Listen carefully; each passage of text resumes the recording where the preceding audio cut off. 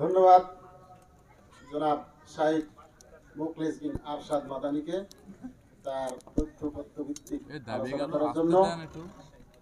সম্মানিত হাজিরিন, এবারে আপনাদের সাথে সামনে বক্তৃতা নিয়ে আসছেন সুদূর গাজীপুর হতে আগত জাতীয় বিশ্ববিদ্যালয়ের অ্যাসোসিয়েট প্রফেসর শাইখ মুফতি ডক্টর ইমাম হোসেন। শাইখ মুফতি ডক্টর ইমাম হোসেন স্যারের আলোচ্য বিষয় ভ্রান্ত আকীদার কুফল।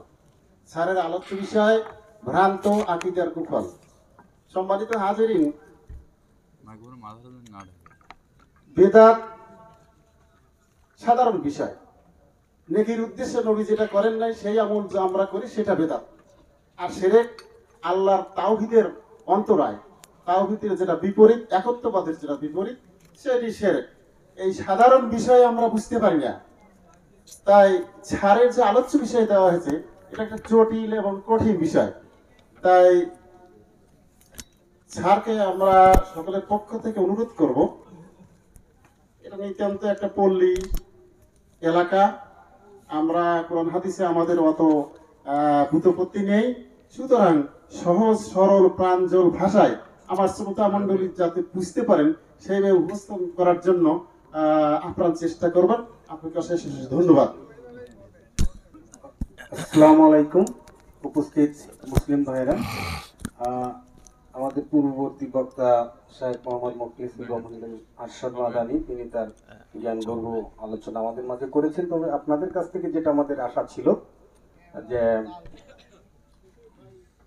এই ইবাদতে সুন্নাহ অনুসরণের গুরুত্ব, এর প্রতিপাদ্য বিষয়ের উপর আপনাদের কাছ থেকে আমরা প্রশ্ন চাচ্ছিলাম। আমাদের মধ্যে সমাজে অনেক দ্বিধা বিভক্ত আছে মাযহাবীদের সাথে, আমাদের আহলে হাদিস মানহাজের ব্যক্তিদের সাথে। এই আলোকে যদি প্রশ্নপত্র করেন তাহলে আমরা কিছুটা একে অপরের খুব কাছাকাছি আসতে পারবো, কারণ এই সকল প্রশ্নের উত্তর পেলে আমরা তথ্য বহুল এখান থেকে উত্তর আমরা পেতে পারি। তো এরপরে আমাদের শেষ আকর্ষণ আমাদের সবার শ্রদ্ধাভাজন শাইখ ডক্টর ইমাম হোসেন, তিনি আলোচনা করবেন। ইতিমধ্যে শুনেছেন যে ভ্রান্ত আকীদার কুফল। তো এই বিষয়ের উপর আপনারা আমাদের প্রশ্ন করবেন। যে প্রশ্নগুলো করেছেন পূর্ববর্তী বক্তার কাছে আসলে গতানুগতিক হয়নি। আসসালামু আলাইকুম, জনাবকে অনুরোধ করছি।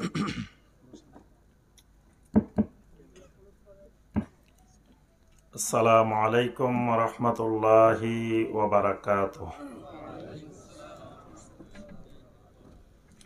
ইন্নাল হামদালিল্লাহ নাহমাদুহু ওয়া নাস্তাঈনুহু ওয়া নাস্তাগফিরুহু ওয়া নাউযু বিল্লাহি মিন শুরুরি আনফুসিনা ওয়া মিন সাইয়্যাতি আ'মালিনা। من يهده الله فلا مضل له ومن يضلل فلا هادي له وأشهد أن لا إله إلا الله وحده لا شريك له وأشهد أن محمدا عبده ورسوله. يا أيها الذين آمنوا اتقوا الله حق تقاته ولا تموتن إلا وأنتم مسلمون. يا أيها الناس اتقوا ربكم الذي خلقكم من نفس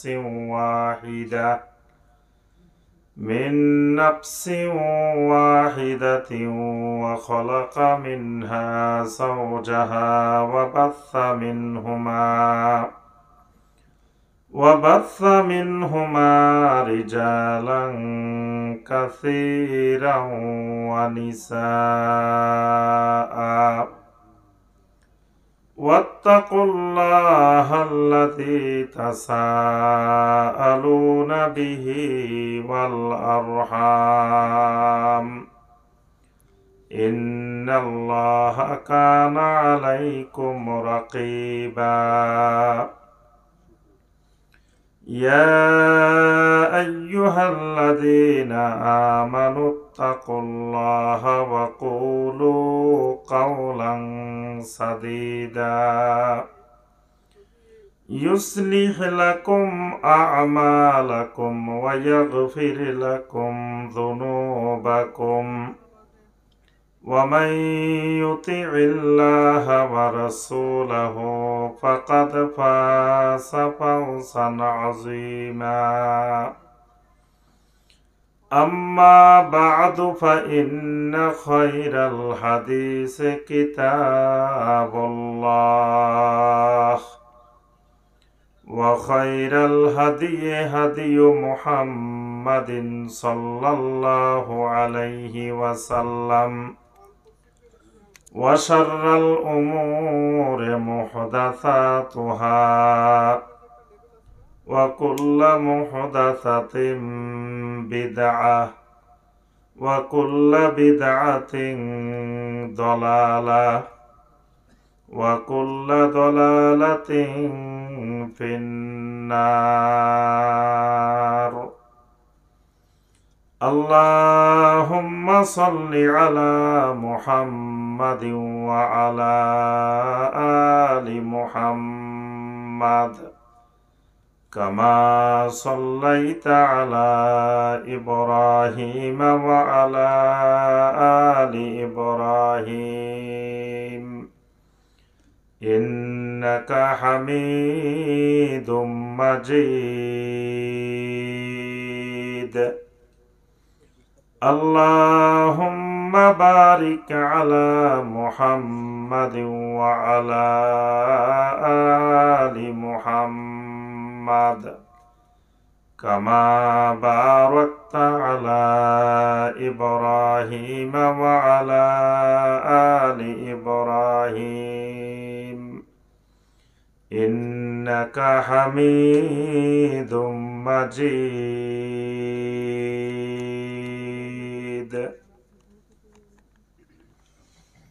পাবনা জেলার বাঙ্গুরা উপজেলার অন্তর্গত বাঙ্গুরা খাফারা আহলুল হাদিস জামে মসজিদের উন্নতি কল্পে আয়োজিত আজকের এই অত্যন্ত ফজিলতময় বরকতময় পঞ্চম বার্ষিকী ইসলামী আলোচনা সভার সম্মানিত সভাপতি, সম্মানিত ওলামায়ে কেরাম, সম্মানিত মুরব্বিয়ানে আযম,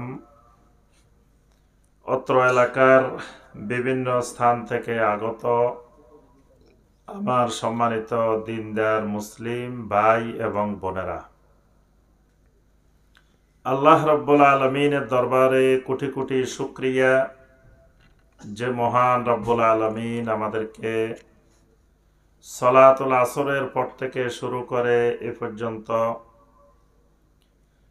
অনেক সম্মানিত বিজ্ঞ ওলামায়ে কেরামদের নিকট থেকে কোরআনে কারীম এবং হাদিসে নববী সাল্লাল্লাহু আলাইহি ওয়াসাল্লামের আলোকে আল্লাহ রব্বুল আলমিনের দিন সম্পর্কে বিভিন্ন বিষয়ের উপরে অনেক গুরুত্বপূর্ণ বয়ান শোনার পরে আজকের এই আলোচনা সভার এই দিনই মাহফিলের শেষ পর্যায়ে এসে কোরআনে কারীম এবং হাদিসে নববী সাল্লাল্লাহু আলাইহি ওয়াসাল্লামের আলোকে সংক্ষিপ্তভাবে কিছু কথাবার্তা বলার এবং শোনার তৌফিক দিয়েছেন, সে মহান রব্বুল আলমিনের শুকর আদায় করি। সকলে বলি আলহামদুলিল্লাহ। আলহামদুলিল্লাহ আওয়াজটা একটু মরা মরা হয়ে গেছে। আলহামদুলিল্লাহ আওয়াজটা একটু জিন্দা মানুষের মতো বলা দরকার। আল্লাহ পাকের শুকর আদায় করি, সকলে বলি আলহামদুলিল্লাহ। মাশাআল্লাহ, এবার বোঝা গেছে এতক্ষণ আলোচনা হইতে হইতে আলহামদুলিল্লাহ ইমান অনেক গুণ বাড়ছে। আগের অবস্থায় মনে হয়েছে ইমান আরো কমে গেছে। ইমান কি আপনাদের বাড়ছে না কমছে? অনেকেরই বাড়ে নাই, ওইদিকে বাড়ে নাই। কি ইমান বাড়ছে না কমছে? আলহামদুলিল্লাহ, ইমান বাড়ছে মানে ইমান আছে, বাড়েও না কমেও না। তার অর্থ হলো ইমানে নাই, বাড়বো আর কি কমবে কি? ইমান থাকলে না বাড়বে আর কমবে, কি বলেন? ইমানে যদি না থাকে তা বাড়বে কি আর কমবে কি? এই জন্য ইমান যাতে বাড়ছে আলহামদুলিল্লাহ, এটাতে বোঝা যাচ্ছে সকলের ইমান আছে ইনশাআল্লাহ। তো সম্মানিত ভাই ও বোনেরা, আলহামদুলিল্লাহ আমার আগে আমাদের সম্মানিত শায়েখ মুখলিস বিন আরশাদ মাদানী হাফিজাহুল্লাহ বারাকাল্লাহু তাআলা ফি ইলমিহি ওয়া আমালিহি ওয়া হায়াতিহি, আলহামদুলিল্লাহ শায়েখ আপনাদের সামনে অনেক বিষয়ে গুরুত্বপূর্ণ অনেক লম্বা সময় নিয়ে আলোচনা করেছেন। আপনাদের অনেক ধরনের প্রশ্নের উত্তরও দিয়েছেন, রং বেরঙ্গের প্রশ্ন। এই প্রশ্ন শুনে আমার কাছে মনে হয়েছে যে আপনাদের প্রশ্নগুলো ঠিক হয় নাই। যার মনে যা চাইছে শায়েকেরে পাইছে, মনে করছে যে কিছু প্রশ্ন মনে যা চাইছে তাই করে বসে দিচ্ছে। এগুলো সব বেহুদা প্রশ্ন। প্রয়োজনীয় প্রশ্ন 5টা করবেন, 2টা করবেন। সব বিষয় কি আমরা কি সব বিষয়ের জ্ঞানী? কি একবারে রাজনীতি, অর্থনীতি, সমাজনীতি যত জ্ঞান আছে সব জ্ঞান নিয়ে বসছি এখানে?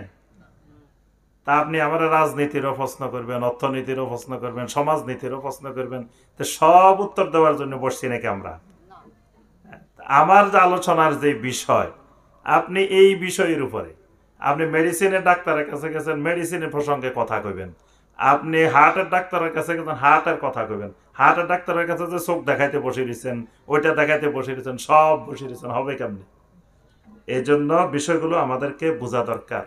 দিন আসলে তামাশার বিষয় না, দিন অনেক গুরুত্বপূর্ণ বিষয়। দিন সম্পর্কে ন্যূনতম কিছু জ্ঞান আমাদের থাকা দরকার। আল্লাহ পাক আমাদের সবাইকে বুঝার তৌফিক দান করুন। তা আলহামদুলিল্লাহ আজকের মাহফিলের মূল আলোচনা আলহামদুলিল্লাহ শাইখে করে ফেলছেন।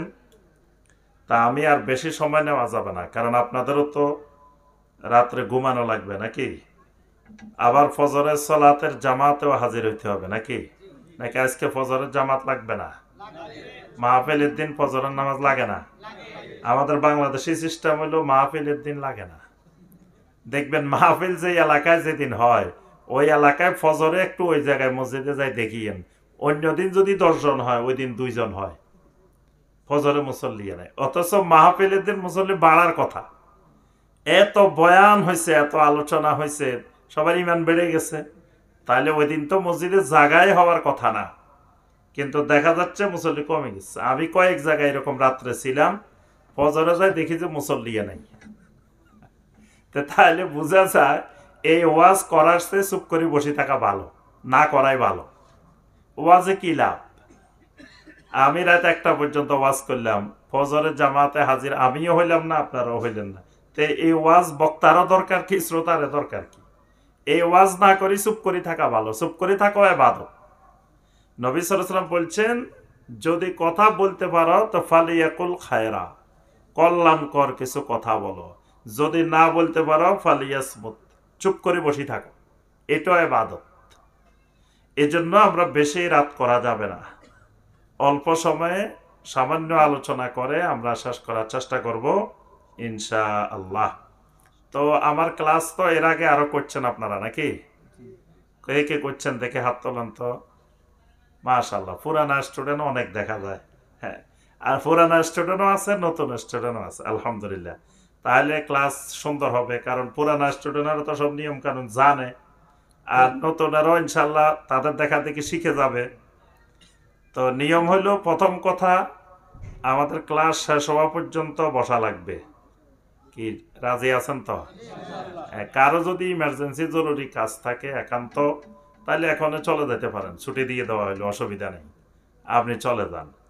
যদি বসার চেষ্টা করেন তাহলে একটু চেষ্টা করবেন শেষ পর্যন্ত বসার জন্য। শরীরই কোনো ওজন না হইলে আপনি উঠবেন না। দ্বিতীয় কথা, আমি চেষ্টা করব আমার জ্ঞান অনুযায়ী যথাসম্ভব একেবারে সহজ ভাষায়, যাতে আমরা সবাই কথাগুলা বুঝি। এভাবে বলার তো মাঝে মাঝে কিছু প্রশ্ন করা হবে, জিজ্ঞাসা করা হবে, তখন হ্যাঁ অথবা না একটা না একটা কথা বলবেন। কথা বললে কয়েকটা জিনিস বোঝা যাবে। একটা বোঝা যাবে আপনি আমার কথা বুঝছেন কি বুঝছেন না, এটা বোঝা যাবে। না বুঝলে আবার বুঝামো, অঙ্ক করাইতেছি আপনি অঙ্ক বুঝেন নাই, কবেন যে স্যার বুঝি নেই, তাহলে অঙ্ক আরেকবার করামো, আরেকবার না বুঝলে আরেকবার করামো, না বুঝলে সারা রাত করামো, অসুবিধা কি? কিন্তু আপনাকে তো বুঝাই ছাড়তে হইব। এখন আপনি চুপ করে দিয়েছেন, বুঝছেনও বলেন না, বুঝি নাইও বলেন না, তা আমি কিভাবে বুঝবো যে আপনি বুঝছেন কি বুঝেন নাই? তাহলে তো আমার সারা রাত ক্লাস করাইও লাভ নাই। এজন্য মাঝে মাঝে কথা বলতে হবে, ঠিক আছে? ঠিক আছে ও কয় না, ঠিক আছে তো ইনশাল্লাহ। জি, আরেকটা বোঝা যাবে আপনি ঘুমাইতেছেন না আমার কথা শুনতেছেন, এটাও বোঝা যাবে।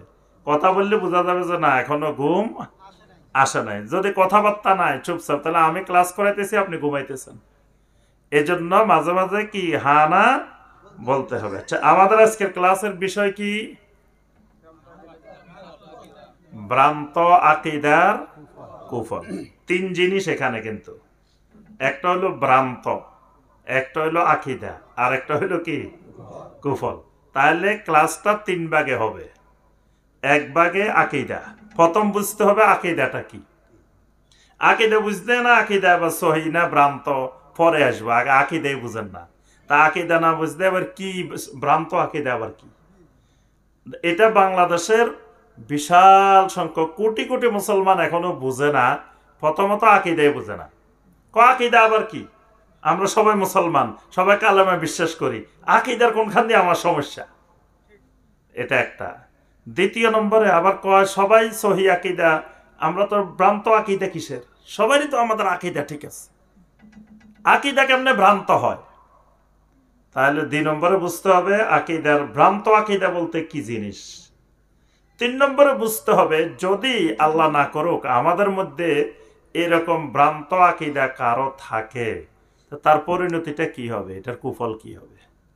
এই 3 জিনিস দিয়ে আমাদের ক্লাস অল্প সময় ইনশাআল্লাহ সমাপ্ত হবে, আল্লাহ পাক যদি আমাদেরকে তৌফিক দান করেন।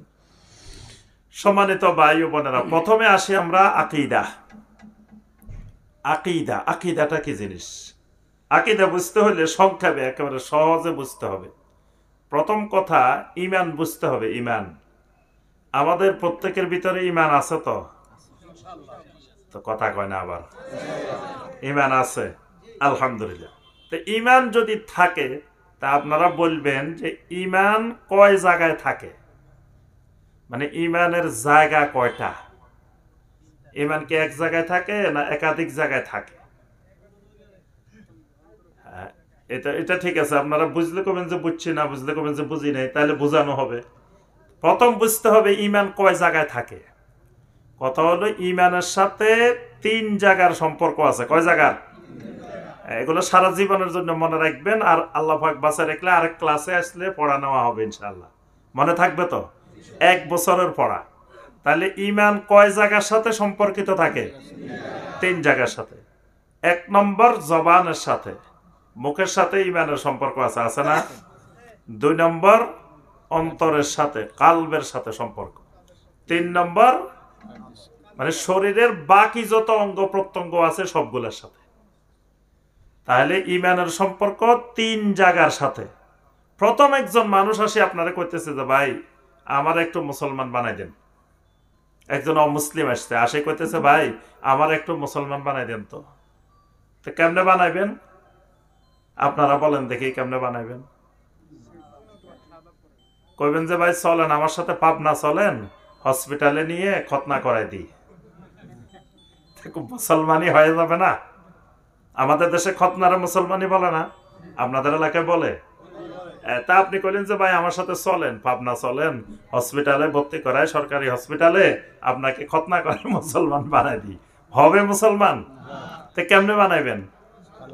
হ্যাঁ মাশাআল্লাহ, বলবেন যে ভাই আমার সাথে আপনি পড়েন আশহাদু আল্লাহ ইলাহা ইল্লাল্লাহু ওয়াহদাহু লা শারীকা লাহ ওয়া আশহাদু আন্না মুহাম্মাদান আবদুহু ওয়া রাসূলুহু। সুবহানাল্লাহ।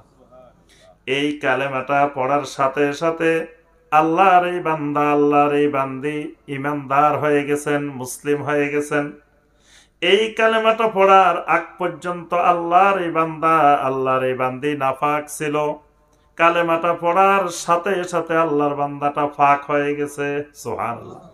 কালেমাটা পড়ার আগ পর্যন্ত আল্লাহর এই বান্দা, আল্লাহর এই বান্দি জাহান্নামী ছিল।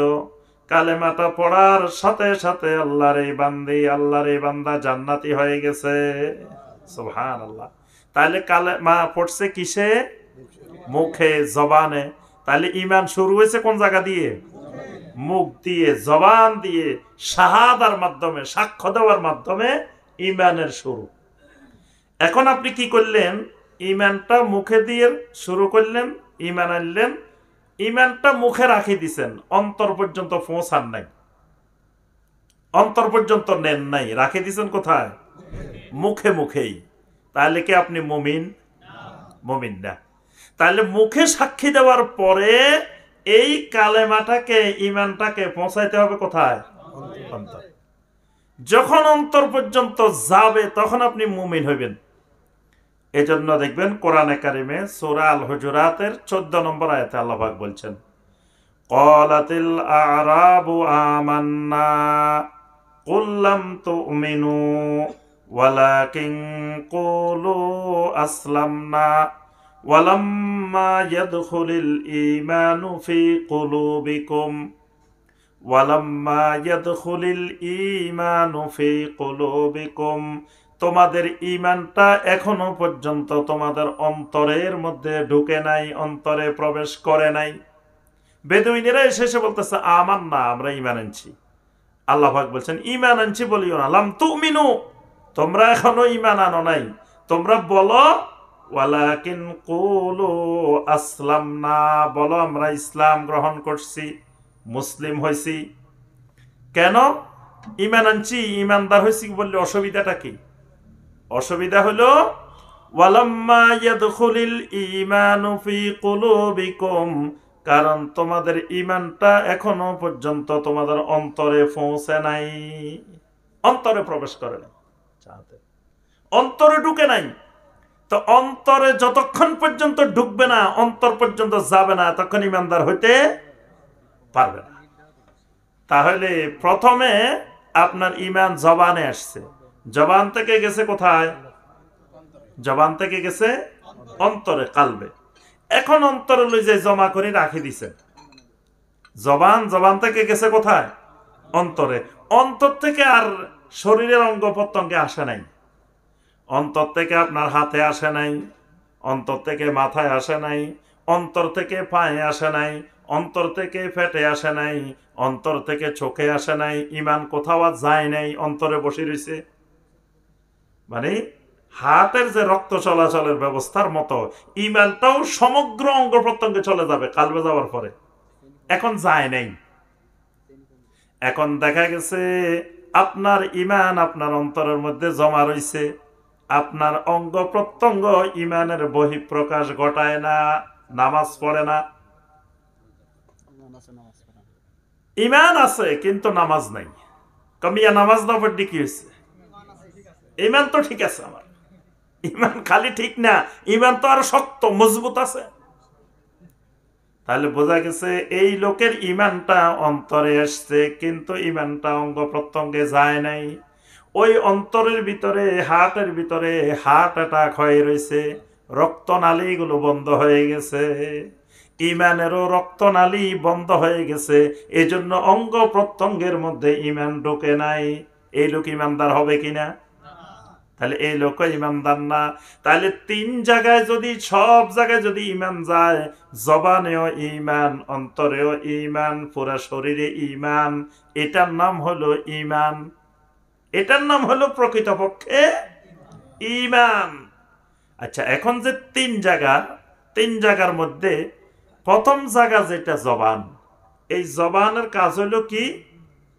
সাক্ষী দিবে, শাহাদা। নবী সাল্লাল্লাহু আলাইহি ওয়াসাল্লাম বলছেন বুনিয়াল ইসলামু আলা খামস, শাহাদাতে আল্লাহ ইলাহা ইল্লাল্লাহ ওয়া আন্না মুহাম্মাদার রাসূলুল্লাহ। এই যে শাহাদা সাক্ষ্য দিবে জবানে, জবানের কাজ সাক্ষী দেওয়া, জবানের কাজ বিশ্বাস করা না। জবানের কাজ কি? সাক্ষী দিবে জবান, ঘোষণা দিবে জবান, কথা বলবে, স্বীকারোক্তি দিবে। এখন কালবে যাবে, কালবে কি করবে? কালবে বিশ্বাস করবে। কালবের কাজ হলো কি করা? বিশ্বাস করা। জবানের কাজ ঘোষণা দেওয়া, কালবের কাজ বিশ্বাস করা। এখন কালবের থেকে পুরা বডিতে আসছে। বডির কাজ কি? কাজ সম্পন্ন করা, কাজ করা। তাহলে এই তিন জায়গার ইমানের মধ্যে বিশ্বাসের জায়গাটা কোনটা? অন্তরে। এই অন্তরের যে ইমানটা, এটার নাম আকীদা। অন্তরের যে বিশ্বাসটা, অন্তরের ভিতরে ইমানের যে অংশটা, ইমানের মহল, ইমানের স্থান, ইমানের অবস্থান অন্তরে। মেইন ইমান থাকে কোথায়? অন্তরে। অন্তর থেকে চারিদিকে যায়। অন্তরে যদি না থাকে তাহলে তার পুরা বডিতে থাকুক, সাক্ষ্যদানে থাকুক, যাই থাকুক, সেটা ইমান হবে না। আগানো লাগবে না। তাহলে ইমান, তার অন্তরে যে ইমানটা থাকে, এটার আরেক নাম আকীদা। এটার আরেক নাম কি? তাহলে ইমান আর আকীদা এক জিনিস না দুই জিনিস? একই জিনিস, কিন্তু পার্থক্য আছে, আছে না? ইমানটা হলো ব্যাপক জিনিস, আকীদা হলো ইমানের একটা গুরুত্বপূর্ণ অংশ। বুঝে আসছে? ইমান বললে জবানের সাক্ষীও ইমান, অন্তরের বিশ্বাসও ইমান, আমলে বাস্তবায়ন করা, রূপান্তরিত করা, এটাও ইমান। কিন্তু যখন বলবেন আকীদা, তখন আপনার সাক্ষী দেওয়া বোঝাচ্ছে না, আমলগুলোকে বোঝাচ্ছে না, শুধুমাত্র অন্তরের ভিতরে যে বিশ্বাসটা, ওইটাকে বোঝানো হচ্ছে আকীদা। আকীদা মানে হলো ঘিরা লাগানো, ঘিরা দেওয়া। আমরা ঘিরা লাগাই না? দুই জিনিসের মধ্যে শক্ত করে ঘিরা লাগাই দিছি। এই ঘিরাটাকে আরবিতে বলা হয় ওকদা, ওকদাতুন নিকাহ। ওকদাতুন নিকাহ মানে বিয়ের বন্ধন, বিয়ের আকীদা। একটা ছেলে এবং একটা মেয়ের মধ্যে আমরা ঘিরা লাগাই দিই, এজন্য এটার নাম আকীদা। এই আকীদা মানে আমার অন্তরের সাথে দুই দিকের যে কোনো একদিকে ঘিরা লাগি যাব। হয় আমার অন্তরের সাথে আমার আল্লাহ রব্বুল আলামিনের ঘিরা লাগি যাইব। যদি আল্লাহ রব্বুল আলামিনের সাথে ঘিরা লাগে, এটার নাম সহিহ আকীদা, বিশুদ্ধ আকীদা। যদি আল্লাহ রব্বুল আলামিনের সাথে ঘিরা না লেগে শয়তানের সাথে ঘিরাটা লাগি যায়, তখন এটার নাম হলো ভ্রান্ত আকীদা, বাতিল আকীদা। তাহলে আকীদাটাও দুই ধরনের হতে পারে। একটা বিশুদ্ধ আকীদা, সহিহ আকীদা হইতে পারে, আর একটা বাতিল আকীদা, ভ্রান্ত আকীদাও হইতে। সহিহ আকীদার ঘিরাটা লাগবে কার সাথে? ভ্রান্ত আকীদার, বাতিল আকীদার ঘিরাটা লাগবে কার সাথে? মাশাআল্লাহ, স্টুডেন্ট আজকে খুবই মেধাবী, সব বুঝে গেছে আলহামদুলিল্লাহ। তাহলে আকীদা বুঝতে পারছেন? আচ্ছা, এবার আসেন, ইমানের তিন জিনিসের মধ্যে সবচেয়ে গুরুত্বপূর্ণ হলো আকীদা। কেন? নবী সাল্লাল্লাহু আলাইহি ওয়াসাল্লামের যুগে অনেকগুলা মানুষ ছিল, যে মানুষগুলো জবানে কালেমার সাক্ষী দিছে, কিন্তু মানুষগুলো জান্নাতে যেতে পারে নাই, মানুষগুলো জাহান্নামী ছিল না? এরকম অনেকগুলা মানুষ ছিল। একটা নাম বলেন তো। জি, আব্দুল্লাহ ইবনে উবাই। ওরে তো স্টুডেন্টরা তো এখানে দুর্বল, একটা মুনাফিকের নামও বলতে পারলো না। আব্দুল্লাহ ইবনে উবাই। এরকম অনেকগুলো মুনাফিক, খালি আব্দুল্লাহ বিন উবাই না, এরকম আরো অনেকগুলা মুনাফিক ছিল। এই মুনাফিক গুলো কালেমার সাক্ষী দিছে, কালেমা পড়ছে অনেক সুন্দর করে করে, এবং তাদের আমলের মধ্যে ইসলাম দেখা গেছে, ইমান দেখা গেছে। মুনাফিকেরা নামাজিও ছিল, মুনাফিকেরা কিন্তু নামাজি ছিল না। মুনাফিকেরা কি ছিল? নামাজি ছিল। মুনাফিকেরা রমাদান মাসে সিয়াম পালন করেছে, মুনাফেকরা হজও করছে, মুনাফেকরা জিহাদও করছে, মুনাফেকরা জাকাতও দিছে, মুনাফেকরা সাদাকাও করছে, মুনাফেকরা সকল অঙ্গ প্রত্যঙ্গের কাজগুলো করছে, জবানে জোর গলায় সাক্ষী দিছে, আমাদের চেয়ে আরো শক্ত সাক্ষী দিছে মুনাফেকরা। কিরকম? আমরা কালেমাটা পড়ি কিভাবে? লা ইলাহা ইল্লাল্লাহু মুহাম্মাদুর রাসূলুল্লাহ। সবাই একটু পড়েন, লা ইলাহা ইল্লাল্লাহু মুহাম্মাদুর রাসূলুল্লাহ সাল্লাল্লাহু আলাইহি ওয়াসাল্লাম। এটা পড়ি না আমরা এই কালেমা? এই কালেমার মধ্যে আমরা নবী সাল্লাল্লাহু আলাইহি সাল্লামের সাক্ষীটা দিছি কেমনে?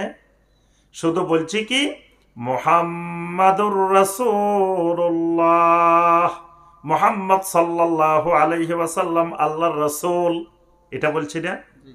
কিন্তু মুনাফিকের সাক্ষীটা আমার আপনার চেয়ে আরো মজবুত। মুনাফিক বলে কি? সূরা আল মুনাফিকুনের 1 নম্বর আয়াত, ইযা জাআকাল মুনাফিকুনা ক্বালু নাশহাদু ইন্নাকা লারাসূলুল্লাহ। আমি আপনি বলি মুহাম্মাদুর রাসূলুল্লাহ, মুহাম্মদ সাল্লাল্লাহু আলাইহি সাল্লাম আল্লাহর রাসূল। মুনাফিকরা এসে বলে, ও নবী, অবশ্যই অবশ্যই আপনি আল্লাহর রাসূল। আমার আপনার চেয়ে আরো দ্বিগুণ শক্ত করে সাক্ষী দিতেছে। আমি আপনি বলতেছি খালি আল্লাহর রাসূল, আর তারা এসে বলতেছে ইন্নাকা, অবশ্যই, আবার লামে তাকিদ দিয়ে বলতেছে লা রাসূলুল্লাহ, অবশ্যই অবশ্যই আপনি আল্লাহর রাসূল।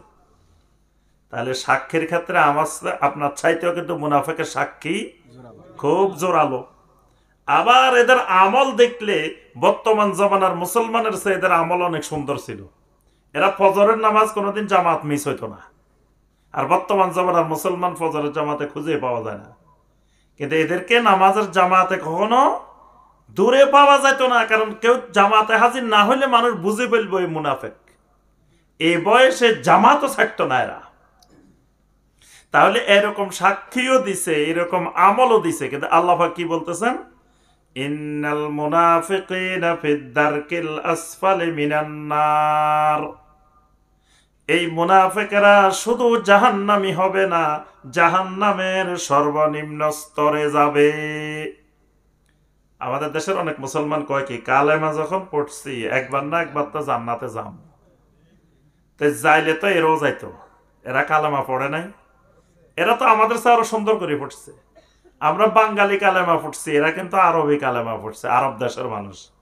এদের কালেমার উচ্চারণ ছিল আরো সুন্দর, এদের বাহ্যিক আমল ছিল আমাদের চেয়ে আরো সুন্দর, কিন্তু মানুষগুলা যাবে কোথায়?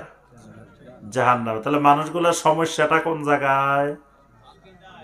মাশাআল্লাহ, দেখছেন স্টুডেন্ট কত মেধাবী, বাইর করে বলছে যে এদের সমস্যাটা জবানেও ঠিক আছে, আমলেও ঠিক আছে, সমস্যাটা আকীদার মধ্যে, অন্তরের মধ্যে।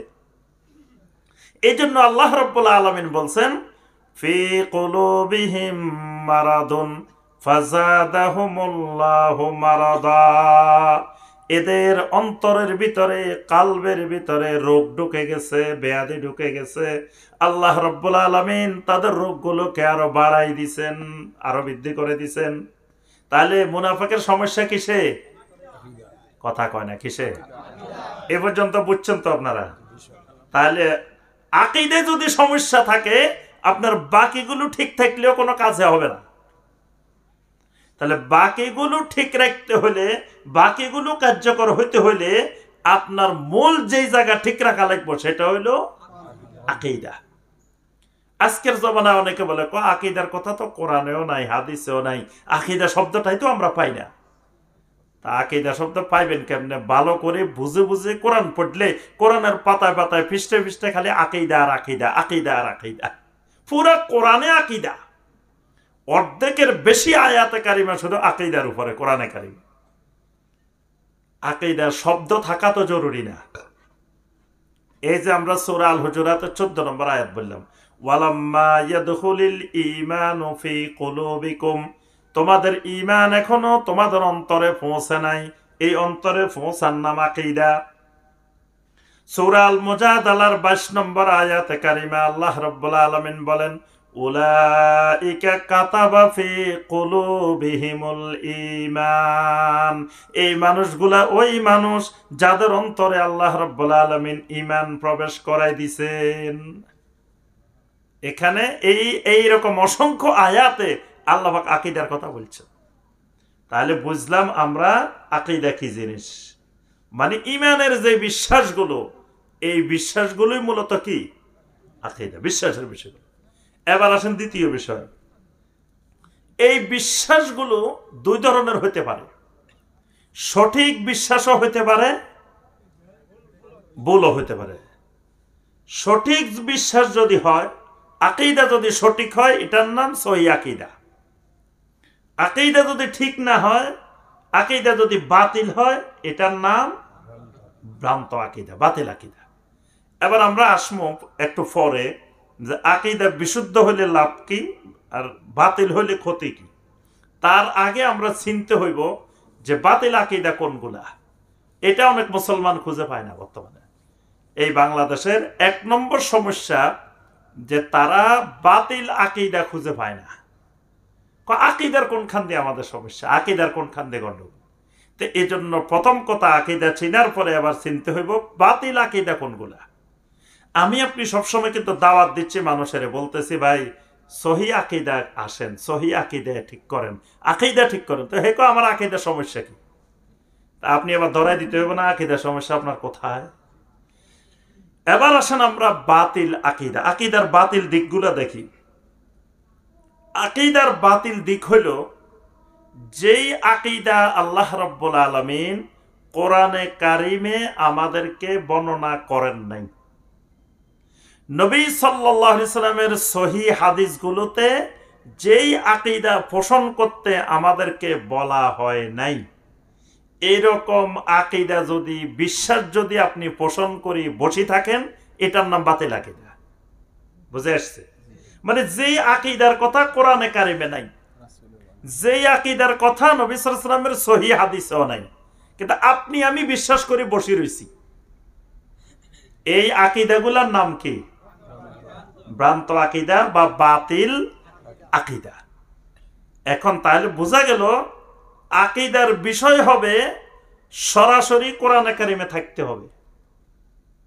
মানে শরীয়তের নীতিমালাগুলো দুই ধরনের, এই সূত্রটা মনে রাখবেন। একটা হলো ইবাদতের ক্ষেত্রে, আর একটা হলো মুআমালাতের ক্ষেত্রে। ইবাদতের নীতিমালা হলো ইবাদত করার দলিল লিখব, না করার দলিল লাগবে না। ইবাদত করতে হলে দলিল লাগবে। একটা নফল ইবাদত করতে হলেও কি লাগবে? দলিল লাগবে। দলিল ছাড়া আপনার নিজে নিজে মনে চাইছে একটা ইবাদত করে বসে রয়েছেন, এটা করা যাবে না। আর মুআমালাতের নীতিমালা হলো আপনার মনে যা চাইব তাই করবেন, নিষেধ হওয়ার জন্য দলিল লিখব, মানে বিপরীত। এটা হলো করার জন্য দলিল লিখব, ওইটা হলো না করার দলিল লিখব। মুআমালাতের ক্ষেত্রে, লেনদেনের ক্ষেত্রে। যেমন ধরেন একজন আসি কইল যে মিয়া আপনি যে প্রতিদিন ভাত খান, রুই মাছ খান, তারপরে ইলিশ মাছ খান, এই যে গরু গোশত খান, বিভিন্ন কিছু খান, এগুলো যে হালাল, কোরআন হাদিসে কোথায় আছে? কি আপনি এগুলার আয়াত দেখাইতে পারবেন? হাদিস দেখাইতে পারবেন? তা খাইতেছেন যে হালাল হইল কেমনি? এটার একটা আয়াতে সব হালালের দলিল। আল্লাহ পাক বলে দিছেন, হুয়াল্লাযী খালাকালাকুম মা ফিল আরদি জামিআ, বান্দারে জমিনে যা কিছু আছে এই সব কিছু আমি আল্লাহ তোমার জন্য বানাইছি। সুবহানাল্লাহ। বাস সবকিছু আমার জন্য হালাল। হারাম কোনটা? যেটাকে আল্লাহ রাব্বুল আলামিন নির্দিষ্ট করে হারাম করে দিবেন বা আল্লাহ রাসূল সাল্লাল্লাহু আলাইহি ওয়াসাল্লাম হারাম করে দিবেন, ওইটাই হারাম। এই দুটা নীতিমালা মনে রাখবেন। তাহলে আকীদার ক্ষেত্রে নীতিমালা কি হবে? আকীদার ক্ষেত্রে নীতিমালা হবে আকীদা যেটা পোষণ করব, বিশ্বাস যেটা আমি পোষণ করব, এটা কোরআনে কারিমে থাকতে হবে অথবা কিসে? সহিহ হাদিসে থাকতে হবে। এই গোড়ার কথাটা মনে রাখতে হবে। যেই আকীদা কোরআনে কারিমে আছে, যেই আকীদা নবী সাল্লাল্লাহু আলাইহি সাল্লামের সহিহ হাদিসে আছে, এই আকীদা যদি বিশ্বাস করেন এটা সহিহ আকীদা। যেই আকীদা কোরআনে কারিমে নাই, নবী সাল্লাল্লাহু আলাইহি সাল্লামের কোনো হাদিসে নাই, কিন্তু আপনি আমি বিশ্বাস করি, এই আকীদার নাম ভ্রান্ত আকীদা, বাতিল আকীদা। আরেকটা জিনিস মনে রাখতে হবে, এখন যারা ভ্রান্ত আকীদা, আপনি যেগুলার ভ্রান্ত আকীদা বলবেন, আমরা একটু পরে যেগুলার ভ্রান্ত আকীদা বলবো, এইগুলা যারা পোষণ করে তারা আবার এই ভ্রান্ত আকীদার পক্ষে কোরআনের আয়াত নিয়ে আসে, হাদিস নিয়ে আসে। এবার কি বলবেন? আপনি কইতেছেন, প্রথমে আমরা বলতেছি নীতিমালা, যে যেটা সহিহ আকীদা বা যেটা সঠিক আকীদা এটা কোরআনেও থাকবে না, হাদিসেও, মানে থাকবে যেটা এটা সহিহ আকীদা, থাকবে না যেটা এটা কি বাতিল আকীদা। এখন উনি তো আয়াত নিয়ে আসলো, হাদিসে নিয়ে আসলো বাতিল আকীদার পক্ষে, ভ্রান্ত আকীদার পক্ষে। এখন বলতে হবে যে আকীদা যেটা হবে, আকীদার বিষয়, সেটা কারো ব্যাখ্যা গ্রহণযোগ্য হবে না, সরাসরি থাকতে হবে। এই জায়গায় গলত আছে বড় ধরনের। এই আমাদের বাংলাদেশ, এই ভারতীয় উপমহাদেশের সবচেয়ে বড় গন্ডগোল, আকীদার ক্ষেত্রে কারো কোনো ব্যাখ্যা চলবে না। কারণ আকীদা বিশ্বাস করতে হবে, ওই ডক্টরেট ডিগ্রিওয়ালা ওনাকেও এই আকীদা বিশ্বাস করতে হবে, মাস্টার্স ডিগ্রিওয়ালা ওনাকেও করতে হবে, এসএসসি পাস করছে ওনাকেও করতে হবে, পঞ্চম শ্রেণী পাস করছে ওনাকেও করতে হবে, যে লোকটার নাম সিগনেচার করতে পারে না ওনাকেও এই বিষয়টাই বিশ্বাস করতে হবে। তাহলে বিশ্বাসের বিষয় যদি কঠিন করে দেওয়া হয়, আকীদার বিষয় যদি কঠিন করে দেওয়া হয়, তা আপনাদের মতো সাধারণ মানুষগুলা আকীদা বুঝবে কেমনে, জানবে কেমনে?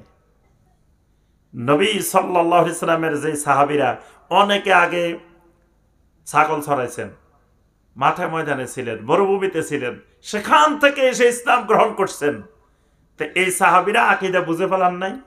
আকীদা বুঝার জন্য ডক্টরেট ডিগ্রি করা লাগছে? লাগে নাই। এই জন্য আল্লাহ রাব্বুল আলামিন কোরআনে কারিমে সবচাইতে সহজ করে দিয়েছেন আকীদা।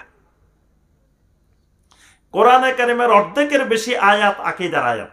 আব্দুল্লাহ ইবনে আব্বাস রাদিয়াল্লাহু তাআলা আনহুমা বলেন যে আকীদার আয়াত কোনো তাফসীর লাগবে না, কোনো ব্যাখ্যা লাগবে না, আকীদার কোনো ব্যাখ্যা লাগে না, সরাসরি খালি আয়াত পড়বেন, বিশ্বাস করবেন, হাদিস পড়বেন আর বিশ্বাস করবেন, কোনো ব্যাখ্যা লাগবে না। কিন্তু আমাদের দেশে যে দলিল আনে, ওই দলিলগুলো হলো ব্যাখ্যা সম্বলিত দলিল, কিন্তু আকীদার ক্ষেত্রে কারো কোনো ব্যাখ্যা গ্রহণযোগ্য হবে না। যদি ব্যাখ্যা আসে বুঝতে হবে ওটাও বাতিল আকীদা। তাহলে এবার সহিহ আকীদা বাতিল আকীদা বুঝছেন? আমরা বুঝছেন তো নাকি? এবার আসেন কয়েকটা উদাহরণ দিলে আমরা আরো স্পষ্ট হবে যে বাতিল আকীদা কোনগুলা। যেমন আল্লাহ রাব্বুল আলামিনের ব্যাপারে আকীদা, আল্লাহ সুবহানাহু ওয়া তাআলার ব্যাপারে আকীদা। আল্লাহ রাব্বুল আলামিন কোথায়? আইনাল্লাহ, আল্লাহ কোথায়? এটা কোরআনে কারিমে আছে না? এটার উত্তর আছে না? নবী সাল্লাল্লাহু আলাইহি সাল্লামের হাদিসে এটার উত্তর আছে না? কোরআনে কারিমেও আছে, নবী সাল্লাল্লাহু আলাইহি সাল্লামের হাদিসও আছে। এখন কোরআনে কারিমে যেমনে আছে, সহিহ হাদিসে যেমনে আছে, এটা বিশ্বাস করার নাম সহিহ আকীদা। এটা বিশ্বাস না করি আপনি এবার ব্যাখ্যা করি নিজের মতো বিশ্বাস করা, যুক্তি দিয়ে নিজের মতো বিশ্বাস করা, এটার নাম ভ্রান্ত আকীদা। তাহলে আল্লাহ রাব্বুল আলামিন কোথায়? না, সমাসীন বা এত দূরে যাওয়ার দরকার নাই। আপনি আমি সাধারণ মানুষ, আকীদাও সাধারণ, আকীদারে জটিল বানানো দরকার নাই। আপনারে যদি জিজ্ঞেস করে যে আল্লাহ কোথায়, ওই দাসী যে উত্তর দিছে আপনিও সেই উত্তর দিবেন। ওই দাসীও লেখাপড়া জানে না, সাধারণ মানুষ, সে বিশ্বাস করে আল্লাহ রাসূল ঘোষণা দিছে এটা সহিহ আকীদা। দাসীর আকীদারে আল্লাহ রাসূল সহিহ আকীদা বলছে না? তা দাসী কি বলছে? ফিস সামা। বাংলা কইবেন না আরবি কইবেন? কি কইবেন? আপনি কবরে মুনকার নকির জিজ্ঞেস করলে আরবি কইবেন, কবে যে কোথা থেকে আইছো? বাঙ্গুরা থেকে। বুঝছে, এরা এখানে দিনের ক্লাস করছিল, ওই ক্লাসের স্টুডেন্ট, কিছু কিছু আরবি তো শিখা লাগবো। খালি বাংলা কইলে হইব না, কিছু আরবি শেখা লাগতো না। আরবি কোরআনের ভাষা, আরবি আমার নবীর ভাষা, আরবি হাদিসের ভাষা, আরবির সাথে তো আমার মহব্বত সম্পর্ক থাকা লাগবেই। তাহলে যদি কয় আল্লাহ কোথায়, কি বলবেন? ফিস সামা। আর আপনার ব্যাখ্যা বিশ্লেষণ দরকার নেই, কি কইবেন? ফিস সামা। বাংলা করারও দরকার নাই আপনার। ফিস সামা। দাসীরে জিজ্ঞেস করছেন নবী সাল্লাল্লাহু আলাইহি ওয়াসাল্লাম, আইন আল্লাহ। দাসী কি কইছে? ফিস সামা। ফিস সামা মানে আকাশে, উপরে, ঊর্ধ্বে। বাস। এবার আকাশ কেমন এটা আমার আল্লাহ জানে, আমি জানি না। যদি কই মিয়া আকাশ তো এরকম চারিদিকে আছে, তো থাকলে আছে, আমার তো গবেষণার দরকার নাই। আমার রাসূল শিখাইছে ফিস সামা। আমার আল্লাহ বলছে আম আমিনতুম মান ফিস সামা। তারপরে রাসূল বলছে কাদ নারা, আল্লাহ পাক বলেন কাদ নারা তাকাল্লুবা ওয়াজহিকা ফিস সামা। কিবলা পরিবর্তনের জন্য রাসূল খালি বারবার কোন দিকে তাকায়? আকাশের দিকে তাকায়। কেন? আল্লাহ আকাশের দিকে, ওখান থেকে ওহী আসে, মেরাজ ওইদিকে হইছে। তাহলে আপনি আমি আল্লাহ যেমনে বলছে, আল্লাহ রাসূল যেমনে বলছে, বাস। এর বেশি আল্লাহ আপনারা জিজ্ঞেস করবে না যে আকাশের দৈর্ঘ্য কত, প্রস্থ কত। তাহলে আমি আল্লাহ কোন দিক দিয়ে ছিলাম, কোন দিক দিয়ে না ছিলাম, কথা জিজ্ঞেস করবো? জিজ্ঞেস করবো কি না? জিজ্ঞেস করবো যেটা শিখাইছেন এটা জিজ্ঞেস করবো। এবং আল্লাহ তো কোরআনে কারিমে অসংখ্য আয়াতে বলছেন যে আল্লাহ পাক ইস্তাওয়া আলাল আরশ বলছেন না? সুম্মা ইস্তাওয়া আলাল আরশ। আল্লাহ রাব্বুল আলামিন আরশের উপর উঠেছেন। আপনি বিশ্বাস করবেন আল্লাহ আরশের উপর উঠেছেন? আপনারা কে কইছে এবার গবেষণা করতে যে আল্লাহ আরশের উপর হলে অন্য জায়গায় কি আল্লাহ নাই? আল্লাহ আপনারা এই গবেষণা করতে কইছে নাকি? আপনি আরশ দেখছেন নি কিরকম? কি দেখছেন? তার সে কিরকম এটাও তো জানি না, এটা তো আল্লাহ জানে কিরকম আরশ। তা আল্লাহ নিজে জানাইতেছে আল্লাহ আরশের উপরে উঠছেন। বাস আমার আপনার কাম হইলো আল্লাহ আরশের উপর উঠছেন, শেষ। আপনার আর গবেষণা, রিসার্চের ডক্টরেট, এমফিল গবেষণা কিছু দরকার নাই। এটার নাম সহিহ আকীদা, সরল আকীদা। সহিহ আকীদার আরেক নাম সরল আকীদা, আর এক নাম মধ্যমপন্থার আকীদা, আকীদায়ে ওয়াসাতিয়্যাহ। এই জন্য শাইখুল ইসলাম ইবনে তাইমিয়া রাহিমাহুল্লাহ আকীদার কিতাবের নাম দিয়েছেন আকীদায়ে ওয়াসাতিয়্যাহ, মধ্যমপন্থার আকীদা। মানে আপনার তো ঝামেলায় যাওয়ার দরকার নাই, গবেষণার দরকার নাই, রিসার্চের দরকার নাই। যেটা আল্লাহ জানাইছেন, আল্লাহ না জানাইলে তো আমরা কিচ্ছু জানতাম না। আল্লাহ যদি না বলতো সুম্মা ইস্তাওয়া আলাল আরশ, আমরা জানতাম। আল্লাহ রাসূল যদি না জানাইতেন ইন্নাল্লাহা ইয়ানজিলু ইলাস সামাঈদ দুনিয়া ফি কুল্লি লাইলা হিনা ইয়াবকা থুলুসাল লাইলিল আখির, রাত্রের 1/3 বাকি থাকতে আল্লাহ রাব্বুল আলামিন প্রথম আকাশে নামেন, এটা যদি রাসূলুল্লাহ বলতো আমরা জানতাম নি? তা আল্লাহ নামেন।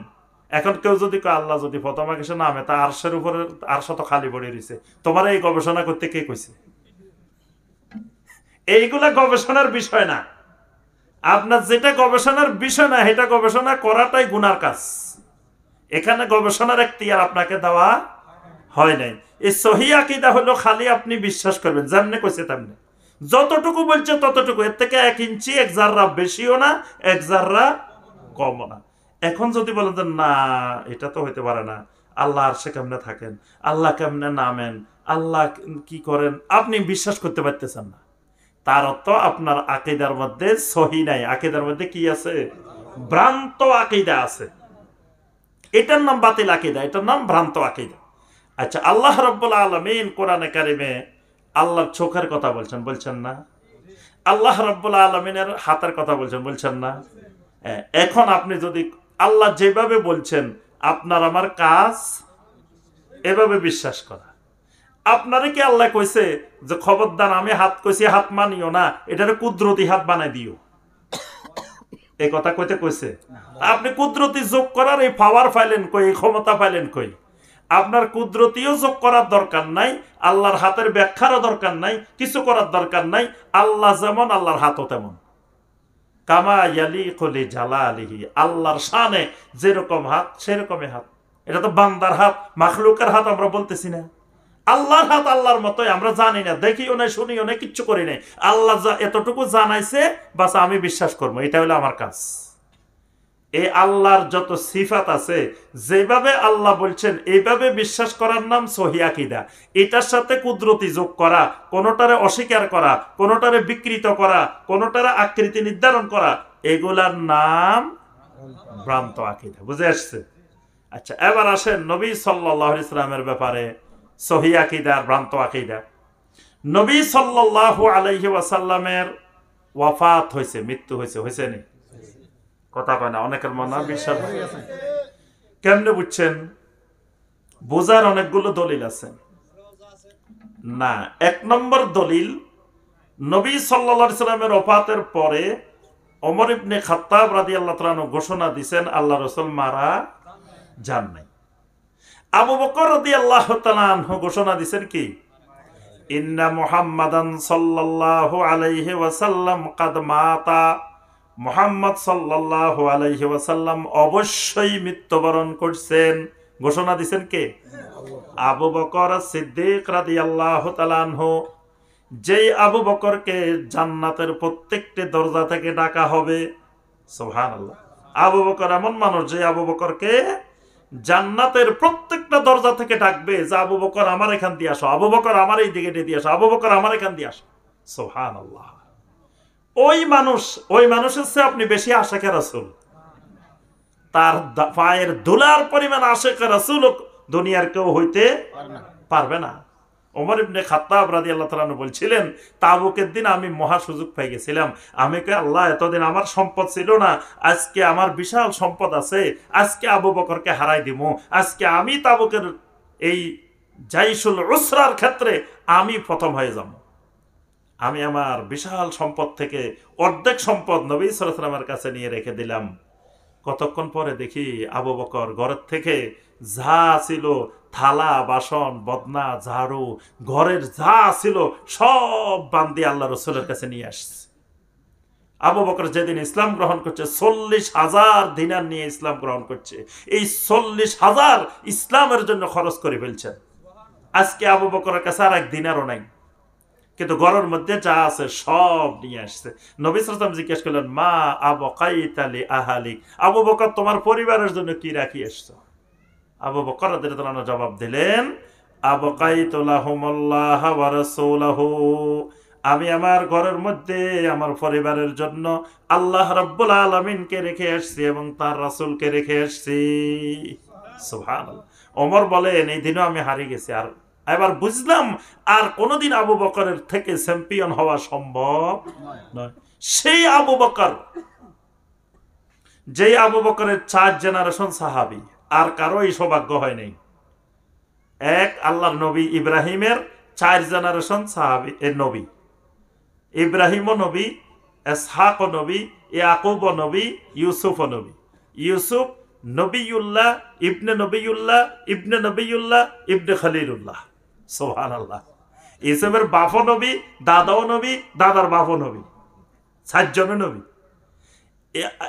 আবু বকর রাদিয়াল্লাহু তাআলা আনহুর আব্বাও সাহাবী, আবু কুহাফা রাদিয়াল্লাহু তাআলা, উনিও সাহাবী, ওনার মাও সাহাবী, উনি সাহাবী, ওনার ওয়াইফ সাহাবী, ওনার ছেলেরা সাহাবী, মেয়েরা সাহাবী, ওনার নাতি নাতিনেরও সাহাবী। সুবহানাল্লাহ। 4 প্রজন্ম একসাথে রাসূলের সাহাবী আবু বকর।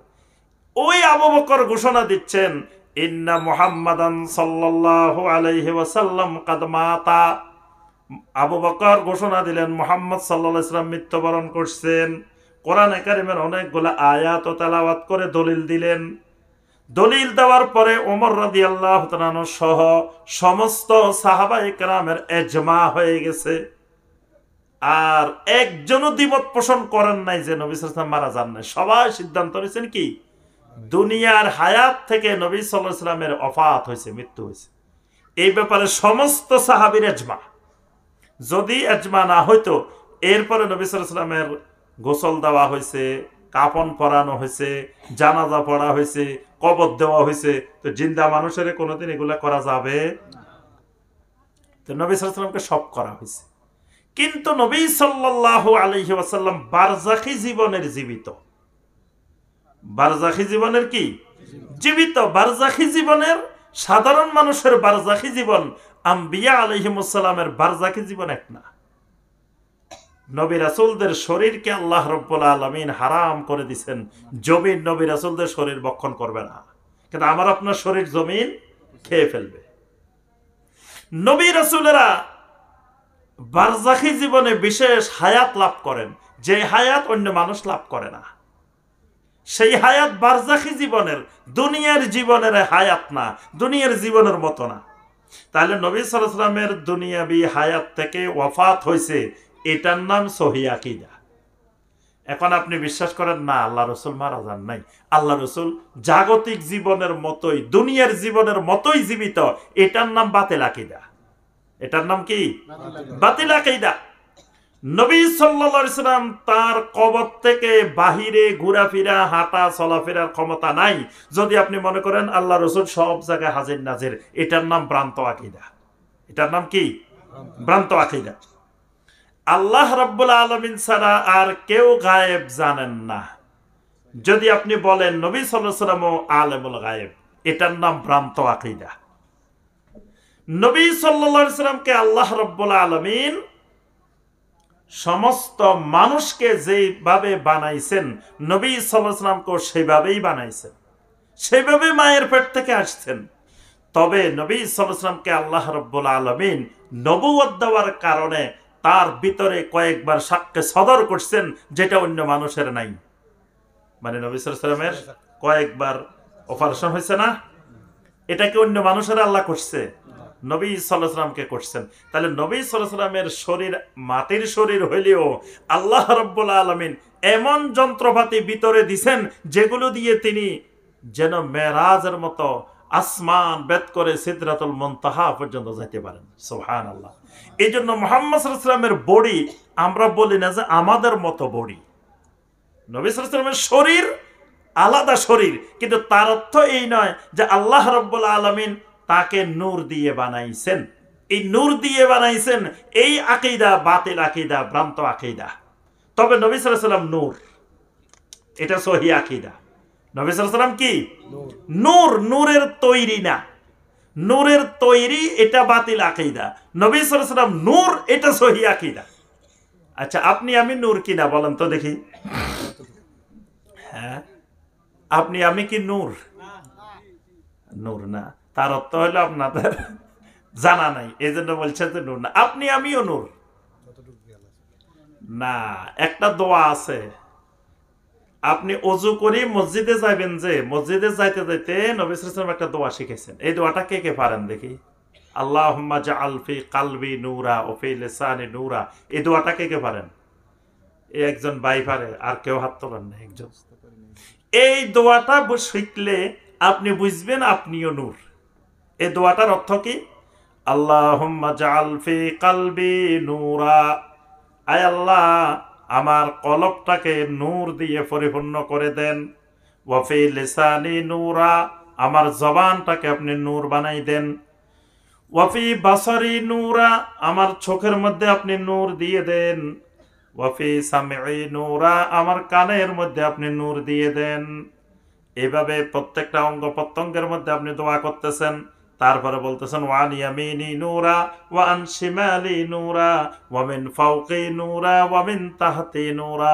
আয় আল্লাহ আমার ডান দিক থেকেও নূর দেন, বাম দিক থেকেও নূর দেন, উপর থেকেও নূর দেন, নিচের থেকেও নূর দেন।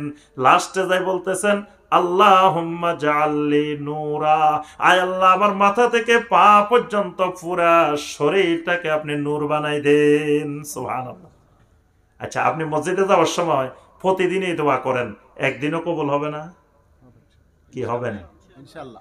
একদিন কবুল হয়ে গেছে, ধরেন 40 বছর করছেন, একদিন কবুল হয়ে গেছে, তো কবুল হয়ে গেলে আপনি মাথা থেকে পা পর্যন্ত নূর হয়ে গেছেন না? কথা কয় না। তা আপনি কি নূরের তৈরি?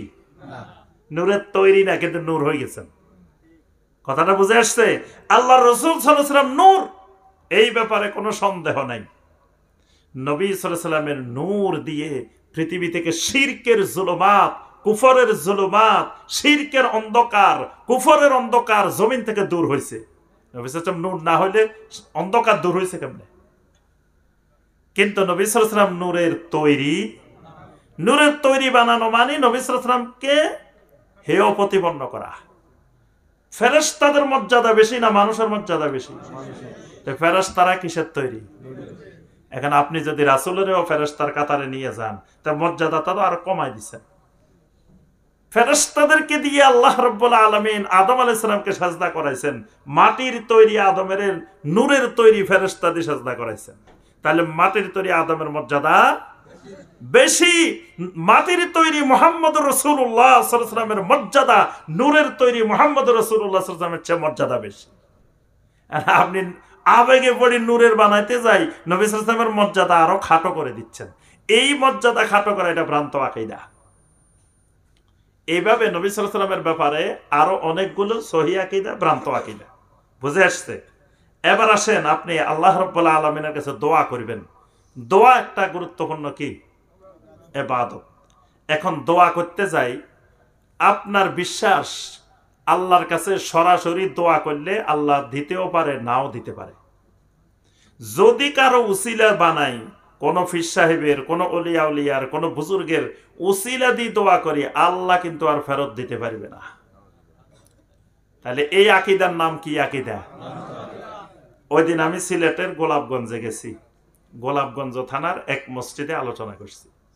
তা আলোচনা করার পরে দুই মুরব্বী উঠে দাঁড়াইছে, দাঁড়াই কয়, হুজুর এতক্ষণ পর্যন্ত যা কইলেন ভালো কথা, তা আমরা তো শাহজালাল রহমতুল্লাহ আলাইহি, শাহফরান রহমতুল্লাহ আলাইহির মাজারে যাই আমরা সেখানে কবর জিয়ারত করি, আর ওনাদের উসিলা দিয়ে আমরা আল্লাহর কাছে দোয়া করি। তা আমরা খারাপটা কোথায় করলাম? দেখাই দেন আমরা খারাপের কি করলাম?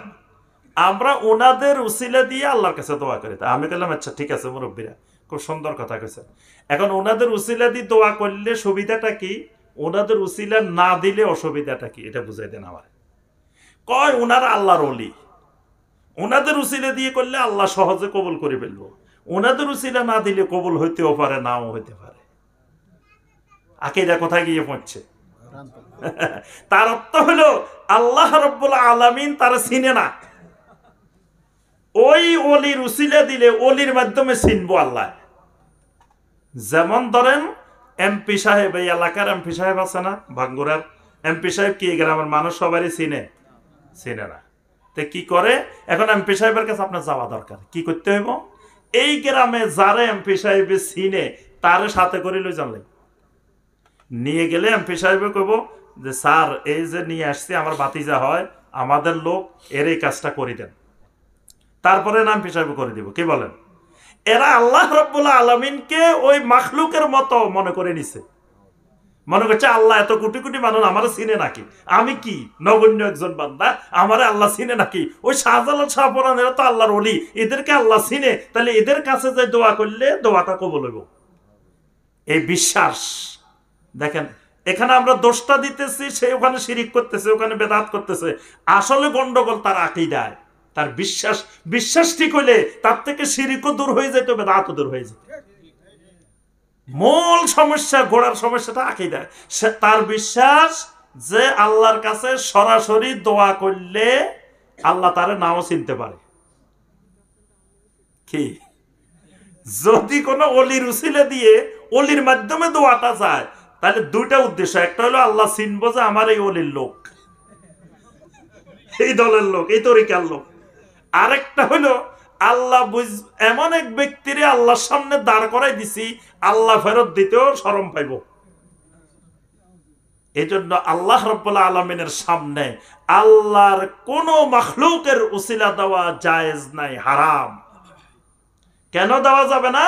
আল্লাহর সামনে এমন কোন মাখলুক নাই যারে আপনি দাঁড় করালে আল্লাহ দিতে বাধ্য অথবা আল্লাহ না দিতে শরম পাইব, এরকম কোন মাখলুক আল্লাহর জমিনে নাই। এজন্য আল্লাহ সমস্ত মাখলুকের কসম করতে পারে, কিন্তু বান্দা আল্লাহর কসম ছাড়া কোন মাখলুকের কসম বান্দা করতে পারে না। আপনি আপনার হাতের কসম করতে পারবেন না, মাথার কসম করতে পারবেন না, কারণ এগুলোর মালিক আপনি না, আল্লাহ করতে পারবো।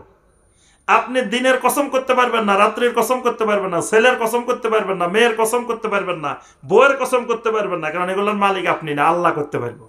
আপনি কসম করতে হলে একমাত্র আল্লাহর কসম করতে হবে। তাহলে এই যে আপনার ভ্রান্ত আকীদা, যে দোয়ার ক্ষেত্রে ভ্রান্ত আকীদা, আল্লাহ কি বলছেন সূরা গাফিরের 60 নম্বর আয়াত, ওয়াকালা রাব্বুকুম উদউনি আস্তাজিব লাকুম, বান্দারে তুমি সরাসরি আমি আল্লাহর কাছে দোয়া করো, উদউনি দোয়া করো আমার কাছে, আস্তাজিব লাকুম, দোয়া করার সাথে সাথে আমি আল্লাহ তোমার ডাকে সাড়া দিই। সুবহানাল্লাহ। তুমি খালি আল্লাহ বলে ডাক দিবা, আমি আল্লাহ সাড়া দিব, মাঝখানে কারো দরকার নেই। আবার অনেকে চিন্তা করতে পারে আল্লাহ আরশে আজিমে, আল্লাহ আকাশে, আমি এখানে, অনেক দূরের জায়গা না, আল্লাহর কাছে যাইতে যেতে মনে হয় সময়ও লাগতে পারে। এজন্য আল্লাহ পাক ওইটাও দূর করে দিছে, ওই সন্দেহ দূর করে দিছে। সূরা আল বাকারার 185 নম্বর আয়াত, ওয়া ইযা সাআলাকা ইবাদি আন্নী ফাইন্নী করিব উজিবু দাওয়াতাদ দাঈ ইযা দাআন। সূরা আল বাকারার 186। আল্লাহ রাব্বুল আলামিন বলেন, বান্দা যখন আমাকে ডাক দে, বান্দারে বলে দেন ফাইন্নী কারিব, আমি বান্দার একেবারে নিকটে। এজন্য আল্লাহরে ডাকার সময় যে শব্দটা দিয়ে আমরা ডাকি, ইয়া আল্লাহ, ইয়া আল্লাহরে আরেকটা পরিভাষা হলো আল্লাহুম্মা। আমরা আল্লাহুম্মা বলি না? সব দোয়ার মধ্যে দেখুন প্রথমে কি আছে? আল্লাহুম্মা। আল্লাহুম্মা মানে ইয়া আল্লাহ। আরবি ভাষায় নিয়ম হলো ইয়া দিয়ে শুধু তাকে ডাকতে হয় যিনি কাছে থাকেন, মুনাদা লিল কারিব, কারিবের জন্য। তা আল্লাহ রাব্বুল আলামিন বান্দার একেবারে নিকটে, মানে বান্দারের নিকটে বলি আল্লাহ বলছেন। নিকটে মানে কি তোমার পিছে পিছে ঘুরি সব জায়গায় বিরাজমান এরকম না। সাথে সাথে আল্লাহ ব্যাখ্যাও দিছে, কারণ বান্দার জ্ঞান কম, বান্দা আবার বুঝি ফেলতে পারে আল্লাহ যাতে নিকটে মনে হয় আল্লাহ সব জায়গায় বিরাজমান। এই ভ্রান্ত আকীদা বান্দা করে ফেলতে পারে। আল্লাহ সাথে সাথে কিন্তু যত জায়গায় এরকম কথা বলছেন, সাথে সাথে এটা সন্দেহটা দূর করে দিছেন। দূর করে দিয়ে কি বললেন? উজিবু দাওয়াতাদ দাঈ ইযা দাআন, যখন এই বান্দা আমার কাছে দোয়া করে, আমাকে ডাক দে, সাথে সাথে আমি আল্লাহ বান্দার ডাকে সাড়া দিই। মানে আমি দূরে না, এই শোনার ক্ষেত্রে আমি বান্দার একবারে নিকটে। আমার শোনাটা, আমার এই জবাব দেওয়াটা সর্বত্র বিরাজমান। বুঝে আসছে? শোনাটা, দেখাটা সর্বত্র। মুসা আর হারুন আলাইহিস সালাম দুইজনের ফেরাউনের কাছে পাঠাইছে। ফেরাউনের কাছে যায়, আল্লাহ পাক বলতেছেন ইযহাবা ইলা ফিরাউনা ইন্নাহু তাগা। দুইজনে ফেরাউনের কাছে যাও। যায়, তোমরা মনে করিও না যে তোমাদেরকে আমি আল্লাহ একা একা পাঠাই দিছি। ইন্নানি মাআকুমা, আমি তোমাদের দুইজনের সাথে আছি। এখন কোন জাহেল বুঝি ফেলতে পারে যে আল্লাহ যেহেতু মুসার আর হারুনের সাথে সাথে আছে, তাহলে মনে হয় আল্লাহ সব জায়গায় বিরাজমান। আল্লাহ পাক সাথে সাথে সন্দেহটা দূর করে দিছে। আসমাউ ওয়া আরা, বান্দা আমি সাথে সাথে মানি, তোমাদের সব কিছু শুনতেছি, সব দেখতেছি। আমার শোনাটা, দেখাটা সর্বত্র বিরাজমান, তোমাদের সাথেই আছে। এটার নাম সহিহ আকীদা। তাহলে দোয়ার ক্ষেত্রে আপনি সরাসরি আল্লাহ রাব্বুল আলামিনের কাছে চাইলেন, আপনার বিশ্বাস আমার আল্লাহ চাইলেই দেন। আমার আল্লাহরে ছাওয়ার জন্য কোনো মিডিয়া লাগে না, দালাল লাগে না, উকিল লাগে না, ফিএস লাগে না, আমার আল্লাহর কাছে সরাসরি ছাওয়া যায়। আমরা যে সালাত আদায় করি, সালাতের মধ্যে কোনো ফিএস লাগে, দালাল লাগে? সরাসরি আল্লাহকে সাজদা দিতেছি, সরাসরি আল্লাহকে রুকু করতেছি, সরাসরি আল্লাহর কাছে চাইতেছি। সালাতের মধ্যে বান্দা শিক্ষা দিচ্ছে, বান্দা আমার আর বান্দার মধ্যে মাঝখানে কোন ধরনের উসিলা, কোন ধরনের কিছু ব্যক্তি, দালাল, ফিএস কিছু লাগে না। এখন আপনি যদি মনে করেন যে না লাগবে, এই আকীদাটার নাম কি আকীদা? ভ্রান্ত আকীদা। আচ্ছা, এইরকম অসংখ্য ভ্রান্ত আকীদা আছে। তাওয়াক্কুলের ক্ষেত্রে ভ্রান্ত আকীদা। আপনি আমি তাওয়াক্কুল করব কার উপরে? একমাত্র আল্লাহর উপরে। কার উপরে? একমাত্র। একমাত্র বলা লাগবে, খালি আল্লাহর উপরে করলে হবে না। একমাত্র আল্লাহর উপরে। একমাত্র আল্লাহ ছাড়া তো জায়গায় নাই, কোথায় আপনি তাওয়াক্কুল করবেন? এখন যদি আপনি আল্লাহ ছাড়াও কোন আল্লাহর ওলির উপরে তাওয়াক্কুল করে বসে রয়েছেন, বাংলাদেশের অনেক মানুষ দেখবেন ওই আরেকজনের মাথায় লবণ রাখি বড় খেতে চায়। বাঙালির অভ্যাস কি? আরেকজনের এদিন নিজে পার পাইতে চায়। বাঙালির অভ্যাস হলো এটা। বাঙালি নিজের আমল দিয়ে আল্লাহ সুবহানাহু ওয়া তাআলার কাছে দাঁড়াইবো এই বিশ্বাস করে না। বাঙালি চায় আরেকজনের আমল দিয়ে সে পার হয়ে যাবে। এজন্য বাঙালি খালি আল্লাহর ওলি খোঁজে, ফির খোঁজে। ফির খোঁজে কেন? ওই ফিরের আমল দিয়ে সে পার হয়ে যাবে। এই বিশ্বাসের নীতিমালা বিষয়, এটা ভ্রান্ত আকীদা। এই জন্য আল্লাহ রাসূল সাল্লাল্লাহু আলাইহি ওয়াসাল্লাম সবাই ডাকে ডেকে বলছে, খবরদার, আমি নবীর দিয়ে পার হয়ে যাবা এই বিশ্বাস কেউ পোষণ করিও না। ফাতেমারে পর্যন্ত ডাকি বলছেন কি, ইয়া ফাতেমা বিনতে মুহাম্মদ আনকিজি নাফসাকে মিনান নার, ও ফাতেমা তুমি তোমার নিজেকে নিজে জাহান্নামের আগুন থেকে বাঁচাও। তোমার বাপ সাইয়্যিদুল মুরসালিন রাহমাতুল আলামিন খাতামুন নবিয়্যিন শফিউল মুজনিবিন, এই কথা মনে করি বসে থাকিও না যে আমার আব্বা যেখানে এই অবস্থা আমার কি দরকার। অনেকে মনে করতে পারে না বাপ পাওয়ারফুল হইলে ছেলে মেয়েরা এরকম হয় না। আল্লাহ রাসূল মেয়েরে বলতেছে খবরদার তোমার নিজেকে নিজে জাহান্নামের আগুন থেকে বাঁচাও। ফাইন্নী লা আমলিকু লাকুম মিনাল্লাহি শাইআ, কারণ আল্লাহ রাব্বুল আলামিন কিয়ামতের ময়দানে যে সিদ্ধান্ত নেবেন আমি নবী তোমার ব্যাপারে কিছুই করার মালিক নই। নূহ আলাইহিস সালামের ছেলেরে আল্লাহ জাহান্নামে দিয়ে দিব, নূহ আলাইহিস সালামের কিচ্ছু করার নাই। সুতরাং তোমারে কিছু করলে আমি নবীরও কিছু করার ক্ষমতা। শাফাআত পাইতে হইলে তিনটা শর্ত, একটা হলো বিইজনিল্লাহ, একটা হলো লিমাইয়াশা, একটা হলো ইয়ারদা। তিন শর্তের ভিত্তিতে শাফাআত।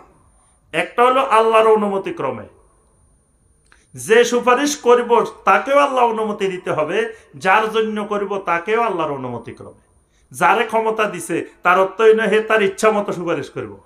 কার কার জন্য সুপারিশ করব এটা সিলেকশন করবে কে? আল্লাহ, আল্লাহ রাব্বুল আলামিন।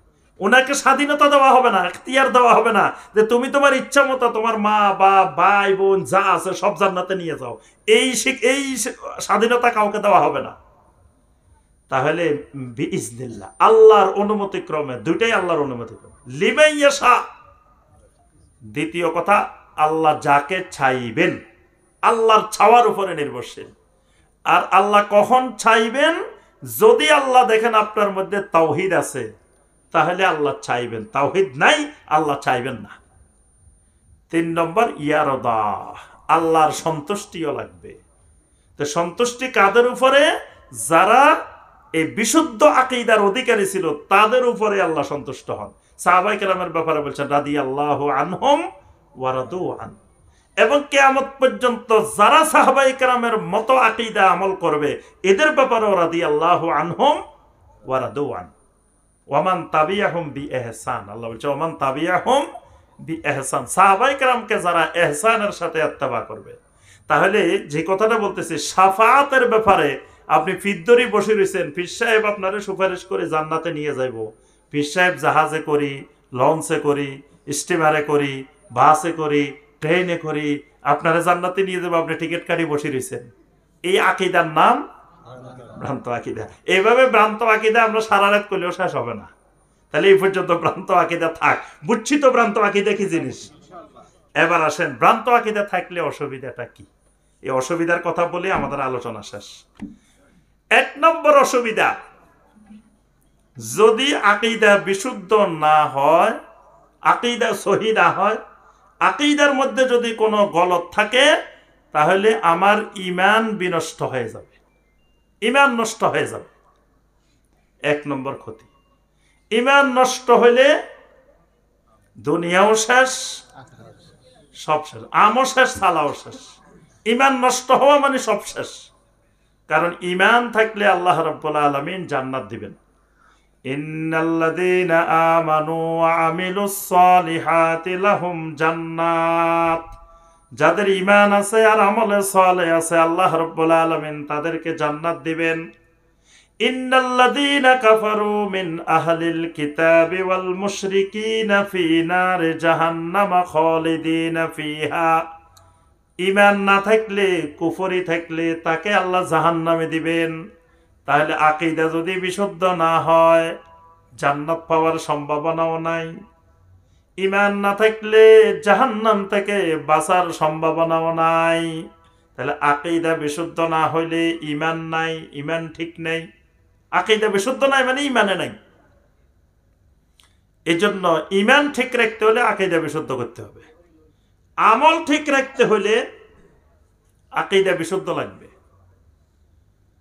আকীদা বিশুদ্ধ নাই, যত আমল করবেন, বস্তায় বস্তায়, টাকে টাকে যত আমল করেন সব আমল বাতিল। সূরা আল মায়েদার 5 নম্বর আয়াত দেখবেন, আল্লাহ পাক বলছেন ওয়ামাই ইয়াকফুর বিল ঈমানে ফাকাদ হাবিতা আমালু, যেই লোক ঈমান আনার পরে কুফরি করবে তার সমস্ত আমল বিনষ্ট হয়ে যাবে, আমল শেষ। শিরিক করলে সমস্ত আমল শেষ। তাহলে আকীদা নাই মানে আকীদা ঠিক নাই, আকীদা বিশুদ্ধ নাই, তার অর্থ হলো আপনার একটা আমলও আল্লাহর কাছে কবুল হবে না। নবী সাল্লাল্লাহু আলাইহি ওয়াসাল্লাম কিয়ামতের আগে উম্মতের বিভক্তির কথা বলছেন না 73 ভাগ, সেখানে বলছেন কুল্লুহুম ফিন্নার ইল্লা মিল্লাতা ওয়াহিদা, সব জাহান্নামে যাবে, জান্নাতে যাবে কয়টা? একটা মিল্লাত। সাহাবায়ে কেরাম বলছেন এরা কারা? নবী সাল্লাল্লাহু আলাইহি ওয়াসাল্লাম উত্তরটা দিয়েছেন কি, মা আনা আলাইহি ওয়া আসহাবি, আমি আর আমার সাহাবীরা। এ আমি আর আমার সাহাবীরা কিসের? আকীদা, আকীদার উপরে। এখানে সমস্ত মুহাদ্দিসিনে কেরাম বলছেন এখানে নবী সাল্লাল্লাহু আলাইহি ওয়াসাল্লাম মূলত যে বিষয়টা বুঝাইছেন সেটা হলো আমার এবং সাহাবায়ে কেরামের আকীদা। এই জন্য আমরা বলি আহলুস সুন্নাহ ওয়াল জামাআহ, খালি আহলুস সুন্নাহ বলি না, আকীদার ক্ষেত্রে কি বলে? আহলুস সুন্নাহ ওয়াল জামাআহ। আহলুস সুন্নাহ মানে নবী সাল্লাল্লাহু আলাইহি ওয়াসাল্লামের আকীদা, আকীদার আরেক নাম সুন্নাহ। ইমাম আহমদ বিন হাম্বল রাহমাতুল্লাহি আলাইহির ছেলে আব্দুল্লাহ বিন আহমদ বিন হাম্বল উনি কিতাব লিখছেন, কিতাবের নাম কিতাবুস সুন্নাহ। কিতাবুস সুন্নাহ মানে কিতাবুল আকীদা, আকীদার কিতাব। আহলুস সুন্নাহ মানে নবী সাল্লাল্লাহু আলাইহি ওয়াসাল্লামের আকীদা, ওয়াল জামাআহ, জামাআহ মানে জামাতে সাহাবার আকীদা, সাহাবায়ে কেরামের আকীদা। তাহলে নবী সাল্লাল্লাহু আলাইহি ওয়াসাল্লাম এবং সাহাবায়ে কেরামের আকীদাটাই কিয়ামত পর্যন্ত একমাত্র কি সহিহ আকীদা, বিশুদ্ধ আকীদা। এর বাহিরে 100 বছর পরে, 200 বছর পরে, 300 বছর পরে, 400 বছর পরে, 1000 বছর পরে যত আকীদা তৈরি হয়েছে এই সকল আকীদার নাম ভ্রান্ত আকীদা। মানে সাহাবায়ে কেরামের পরে এই 1300 বছর ধরে যত আকীদা তৈরি হয়েছে নতুন নতুন, সেটা হয় made in Bangladesh, made in India, made in Iran, made in Iraq, made in তুরস্ক, যেখানে হোক, যেই দেশেই হোক, যত আকীদা তৈরি হয়েছে সমস্ত আকীদার নাম কি? ভ্রান্ত আকীদা। আমাদের ইন্ডিয়াতেও হাজার হাজার আকীদা তৈরি হয়েছে, প্রতিদিন তৈরি হয় আকীদা। এই দেশে কি হয়? নতুন নতুন আকীদা তৈরি হয়। বর্তমানে নতুন এক ভ্রান্ত আকীদা তৈরি হয়েছে যে কোরআন মানতে হবে, হাদিস মানা যাবে না। এটাও বাতিল আকীদা, ভ্রান্ত আকীদা, এটাও ভ্রান্ত আকীদা। কোরআন মানলে অবশ্যই নবী সাল্লাল্লাহু আলাইহি ওয়াসাল্লামের হাদিস মানতেই হবে। যিনি শুধু কোরআন মানেন উনি কোরআনও মানেন না, কিছুই মানেন না, কোরআন মানা হবে না। কোরআন মানতে হলেই হাদিস সহকারে কোরআন মানতে হবে, কারণ কোরআনে কারিমের ব্যাখ্যাই হলো কি? হাদিস। হাদিস ছাড়া কোরআন বোঝা অসম্ভব। দুটাই ওহী, এজন্য আল্লাহ পাক দুটাকে ওহীর অন্তর্ভুক্ত করে দিয়েছেন। ওয়ামা ইয়ানতিকু আনিল হাওয়া ইন হুয়া ইল্লা ওয়াহয়ুন ইউহা। নবী যে দ্বীনের ব্যাপারে কথা বলেন সেটাও ওহী। তা আপনি ওহীর এক অংশ স্বীকার করবেন, আরেক অংশ স্বীকার করবেন না, ঈমান নাই। এটাও একটা বড় ধরনের ভ্রান্ত আকীদা। এরকম আরো অসংখ্য বাতিল আকীদা কিয়ামতের আগে আরো তৈরি হবে, প্রতিনিয়ত তৈরি হতেই থাকবে, হতেই থাকবে, হতেই থাকবে। এই জন্য আমার সম্মানিত ভাই ও বোনেরা, সমস্ত রকমের বাতিল আকীদা, ভ্রান্ত আকীদা, এই ভ্রান্ত আকীদা থেকে আমাদের আকীদাকে রক্ষা করতে হবে এবং আকীদাটাকে বিশুদ্ধ করতে হবে, সহিহ করতে হবে। আকীদাটাকে সাহাবায়ে কেরামের আকীদার সাথে মিলাইতে হবে। যেই আকীদা আপনি আমি বিশ্বাস করতেছি, একটু লেজ উল্টায় দেখতে হবে এই আকীদাটা সাহাবায়ে কেরাম বিশ্বাস করতেন কিনা। যদি সাহাবায়ে কেরামও করতেন, ঠিক আছে, আমার এটা সহিহ আকীদা। যদি সাহাবায়ে কেরামেরা করেন নাই, আমি করি, এই আকীদার নাম ভ্রান্ত আকীদা। এই ভ্রান্ত আকীদা হলে আমার ঈমান আমল সব সর্বনাশ। ইসলামে আকীদার গুরুত্বটা সবচাইতে বেশি। আকীদার কারণে জান্নাত, আকীদার কারণে জাহান্নাম।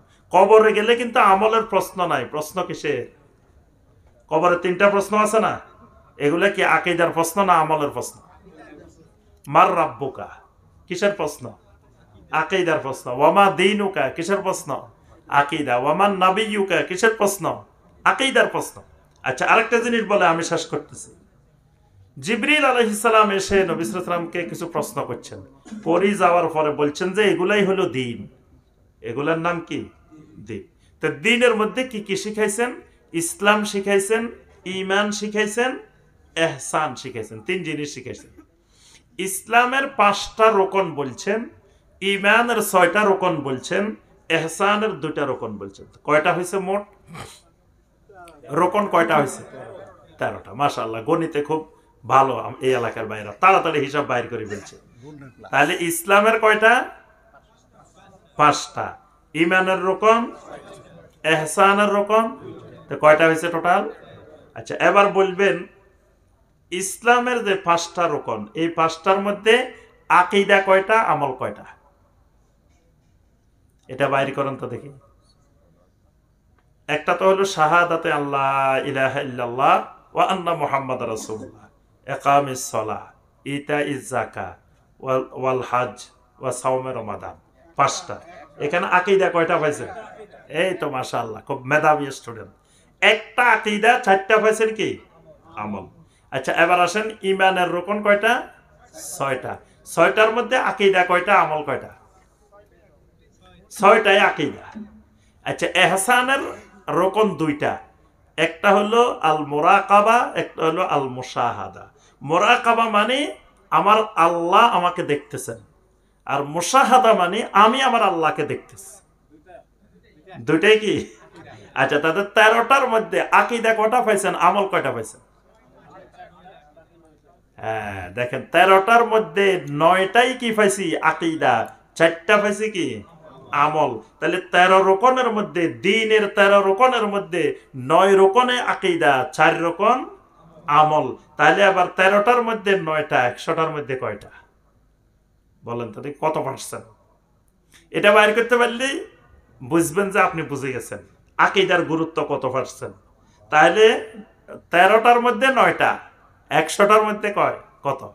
70-এর উপরে, 72-এর মতো। মাশাআল্লাহ, দেখছেন অঙ্কে কি স্ট্রং, সাথে সাথে বাইর করে ফেলছে, আলহামদুলিল্লাহ।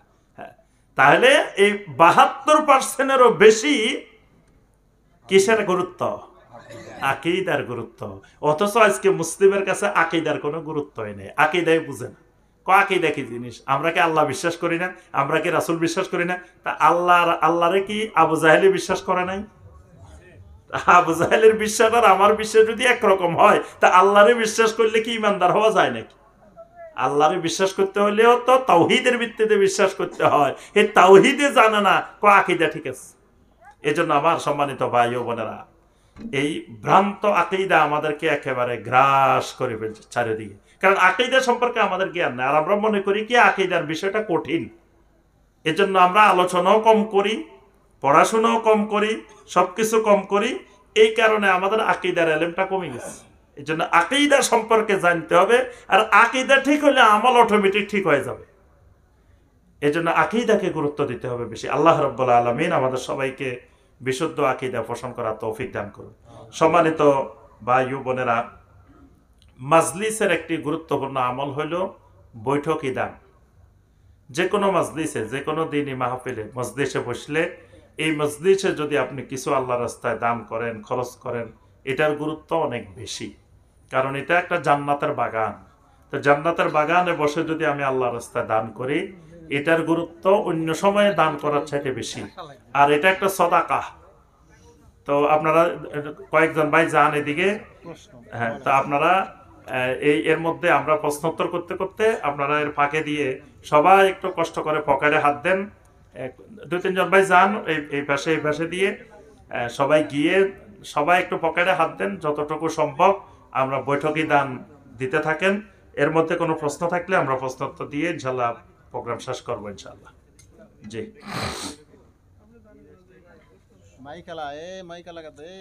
মাইক চলো না, প্রশ্ন নাই মনে হয়। আসসালামু আলাইকুম। ওয়ালাইকুম আসসালাম। উপস্থিত মুসলিম ভাইরা, আপনাদের কোন প্রশ্ন থাকলে প্রশ্নপত্র খুব দ্রুত দেন, আমরা খুব তাড়াতাড়ি প্রোগ্রাম শেষ করব। খুব দ্রুত। আপনারা আমাদের ঈমান এবং আমল ঘনিষ্ঠ, বিশেষ করে আলোচ্য বিষয়ের ঘনিষ্ঠ প্রশ্ন করবেন। উদ্ভট প্রশ্ন করবেন না।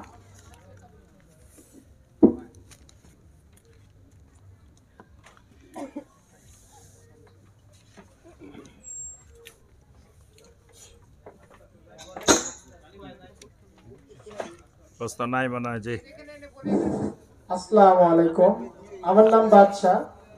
সংক্ষেপে একটু সহি পদ্ধতিতে সলাতের নিয়মটা যদি বলতেন। জি, আলহামদুলিল্লাহ।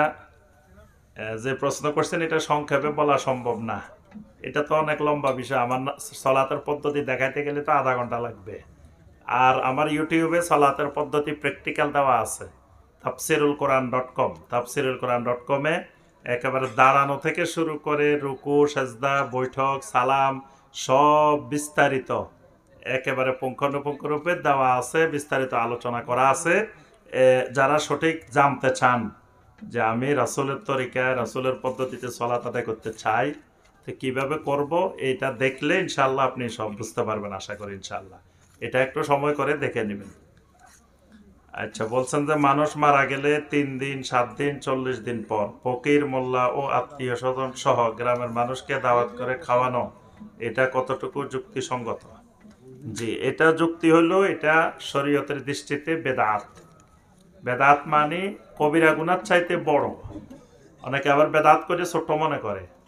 বেদাত মানে কবিরা গুনার চাইতে বড়, শিরিকের চাইতে ছোট। তাহলে খাওয়াইলেও বেদাত হয়নি, খাওয়াইলে অসুবিধা একটা কি? খাওয়ানি তো ভালো কাজ। এখানে কয়েকটা কারণে বেদাত। একটা হলো মাইয়েতের মারা যাওয়ার সাথে খাওয়ানোর কোনো সম্পর্ক নেই। এই খাওয়ানোর সম্পর্কটাকে শরীয়তের ভাষায় বলা হয় নিয়াহা। নিয়াহা নিষেধ, মানে উৎসব উদযাপন করা, উৎসব পালন করা। মাইয়েতের জন্য আপনি উৎসব করিতেছেন, খাওয়াইতেছেন, এটা শরীয়তে নিষিদ্ধ, এটা করা যাবে না। আর একটা নিষিদ্ধ জিনিস, আপনি দিন নির্দিষ্ট করে ফেলছেন, 3 দিন, 7 দিন, 40 দিন। এমনি যদি আপনি অনুষ্ঠান ছাড়া, দিন নির্দিষ্ট ছাড়া, অনানুষ্ঠানিক কিছু ফকির, মিসকিন, গরিব মানুষ, সাধারণ মানুষ যে কোনো দিন বাড়িতে রান্না করে খাওয়াইছেন, এই খাওয়ান এটা সওয়াবের কাজ, এটা ভালো কাজ, এবং এটার দ্বারা জীবিত মৃত সবাই সওয়াব পাবে। কিন্তু আমাদের সমস্যাটা বেদাত কেন? আমরা কয়েকটা কারণে বেদাত। একটা হলো দিন নির্দিষ্ট করা, দ্বিতীয়ত হলো এটাকে আমরা আনুষ্ঠানিক করে ফেলি, অনুষ্ঠানের মতো বিরাট আকারে অনুষ্ঠান করে, তারপরে আমরা বড় লোক, বিশেষ করে এই খানাগুলোতে গরিবের চাইতে ধনীদেরকে অগ্রাধিকার দেওয়া হয় বেশি। যে বড় বড় নেতার করে দাওয়াত দেওয়া হয়, ইয়াদেরকে দাওয়াত দেওয়া হয়।